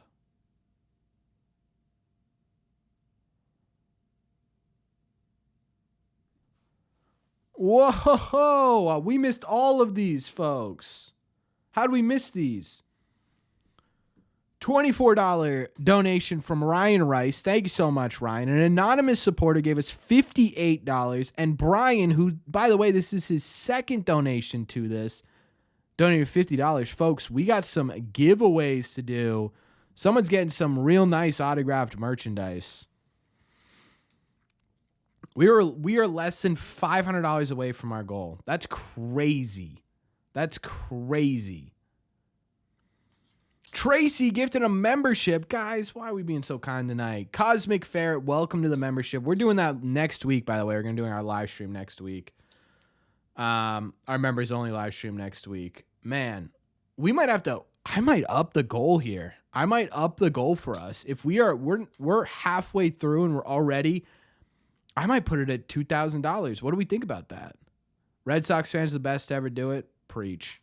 Yeah, nice spot. All right, so for those of you who have donated, by the way, I will be giving away a basically autographed merch package to someone who donates. Make sure you guys are paying attention to your emails. It's Versatility who pushed us over the edge. I usually get emails that I'm able to update it on.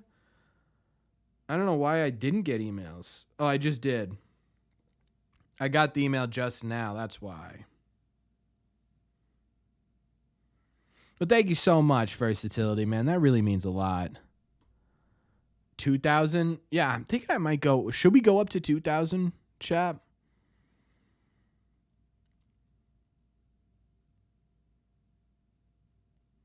Navy alternate Tristan Casas jersey. I don't think they sell them anymore. They just discontinued the jersey overall. Yeah, I think so, FA. At least that. Yeah, let's bump it up to 2,000 and see what we can do. I mean, I'm probably going to just do the mustache anyways.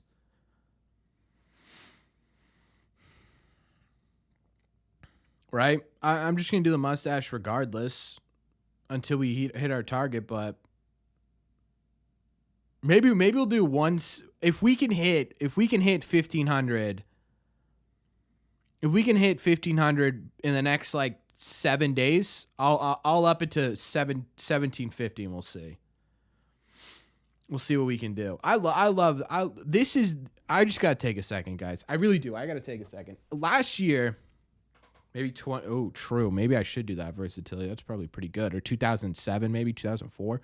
I just want to take a second. This has been blowing my minds, and I don't know how to say thank you. Last year we started this Movember donation because I wanted to do something good with the community that we had built. Over the month, we did $653 of the month of November in 2023. It has been 13 days, and we have almost doubled that in 2024. And I don't know how to thank you guys enough. Like, that is incredible what we've been able to do as a community. It may not sound like a ton of money, but this is, I mean, it's incredible, guys. Thank you. Can I describe Movember? Yeah, so it's an organization that, Mr. Money Mike Madness with a $20 super chat. He said it's a worthwhile thing to donate for. Please send me a receipt. Mike, was that supposed to go to Movember? Can we get some likes on that? Thank you so much, Mike. If that was supposed to go to Movember, please let me know. And I will, I'll donate it for you. But I just wanted to make sure that was for me and not Movember. It was for Movember? Okay, so, what's the best way to do this so you can get a receipt?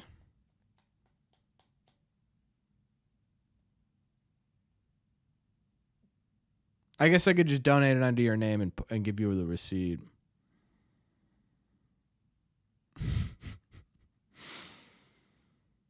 We'll figure it out, Mike. We'll figure it out. But either way, can we get some claps for Mr. Money Mike Madness? Thank you so much, Mike. All right, where were we? Where were we talking about Red Sox stuff? I don't even remember where we last were. Is Chris Holt a good bullpen coach? Yeah, I was going to talk about him a little bit tomorrow. I was going to talk about him a little bit tomorrow. I don't really know too much about him. What I do know is that he's comfortable with Corbin Burns. That gets me excited a bit. Even though there's probably no relation to why they signed him. But yeah, I mean, the bullpen for the Orioles has been great recently. I like it.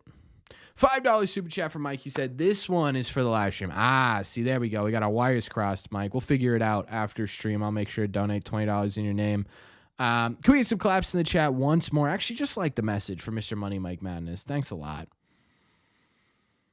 You'll come back tomorrow. I'm not going to be live tomorrow. There will be a video out there tomorrow, though. There will be a video out there tomorrow. Get you a kiss from Sandy Leon. I'll see what I can do. $10 super chat from Trevor. Super chat for Trevor. Welcome in, Trevor. First super chat on the live stream from this account, Trevor. Thank you so much. Can we get some likes on that message? Just go Sox, baby. Go Sox. Best message you could get. You know what I mean? Do I have a live stream schedule? Yeah, I usually do every Wednesday, 7 p.m. Eastern to about 9:30 p.m. Eastern.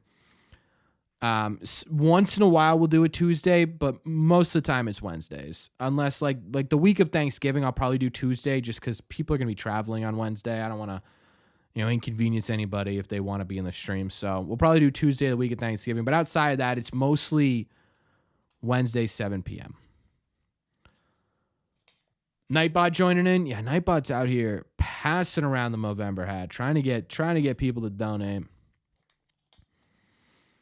Trying to get people to donate, which is awesome. We'll see what we can get there.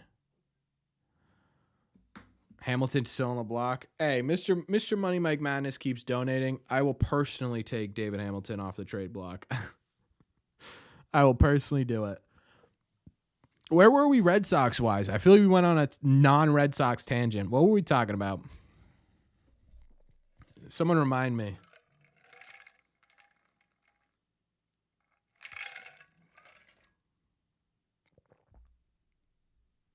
Talking about the bullpen coach? Oh, yeah, that's right. What was his? Chris Holt, right? Let's see what he did before that. Let me see. Chris Holt. Also, has anyone ever watched Superman and Lois? I'm thinking about getting into it.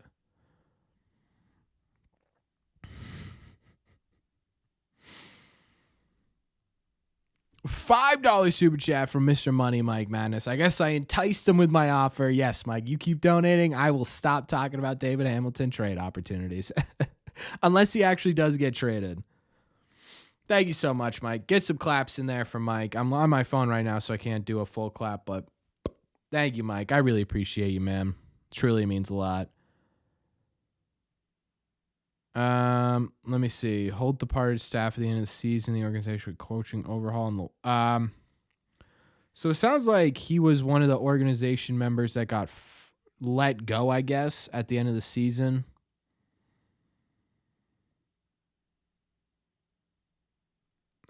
Hull will join the Red Sox staff with a narrower focus on his responsibilities. He'll join a revamped pitching practice in Boston that began Craig Breslow. Holt fills a role that was vacated when the Sox dismissed 6 coaches. Doesn't really sound like there's a ton of information.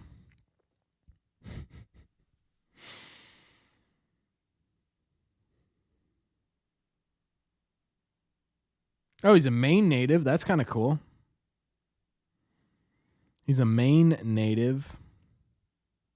$5.99 super chat from Noah. Thank you so much, Noah. Make sure we like that message as well. Thank you so much, guys. You're being unbelievably. Guys, it was a joke from Q earlier in the chat. You guys are being unbelievably kind this evening. I appreciate you. Happiest moment while being a Sox fan. And Jay joining the standing room. Oh, my God. What are we doing in here? Yeah, welcome in, Jay. Thank you so much. Happiest moment while being a Red Sox fan. There's a couple of moments that will always stick out just because of where I was. 2021 with the Red Sox in the wild card game. It was the first playoff game I'd ever gone to. First wild card game I ever got to. Steve Tamashiro needs a shout out with it. Yeah, I personally thanked him. He was an absolute legend for that donation. Back to your question, Noah. Sorry, I don't want to dismiss it here. 2021 wildcard game is the first playoff game I went to and watched them beat the Yankees. Specifically, watched them beat Garrett Cole. I'll always remember that. 2018, I forget what I had. I had something I had to do, and I couldn't watch the last game of the World Series. So I skipped the later half of it. I came home. I was listening to it on the radio coming home. And then I got to my old house I was renting for college, and I watched it alone in my living room. I still remember that. Let me think. Other sort of non-playoff related moments, which is kind of tough, right? It's tough to not pick a playoff moment, but I'm trying to think of like regular season moments. Jonathan Papelbon threw me a baseball in Baltimore one time. He recognized the Red Sox hat. There was a game. It was Manny, I think, chasing 500. Did Manny ever get to 500? But I think it was Manny chasing 500. Let me see. Manny Ramirez.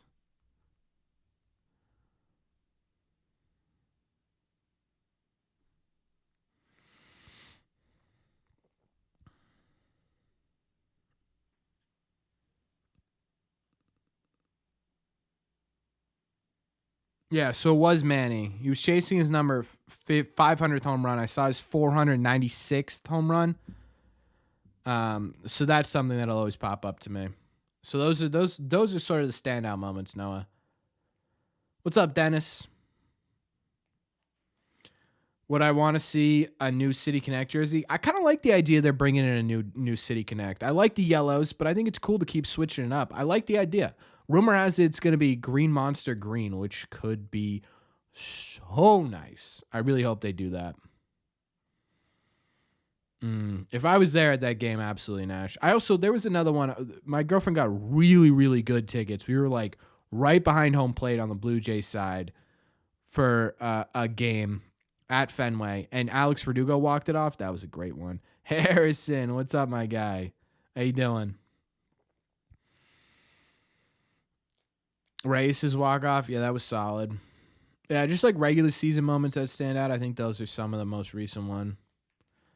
I would like to keep the yellow and add the green. So yeah, I guess that's why they got rid of the blues because they're keeping the yellows and they're adding in another City Connect jersey, which I really, really hope is the green monster green. That'd be so nice.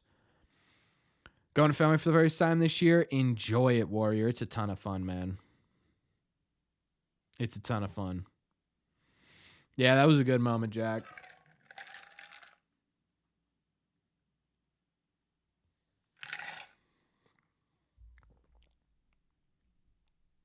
That is brutal. Oh, my God, Donkey.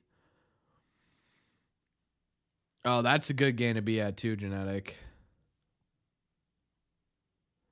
That's pretty cool, Dennis. Nothing much. Been hearing Garrett Crochet, the Red Sox for Willier. Yeah, we made a video about it. I like it. If that's what it takes, do it.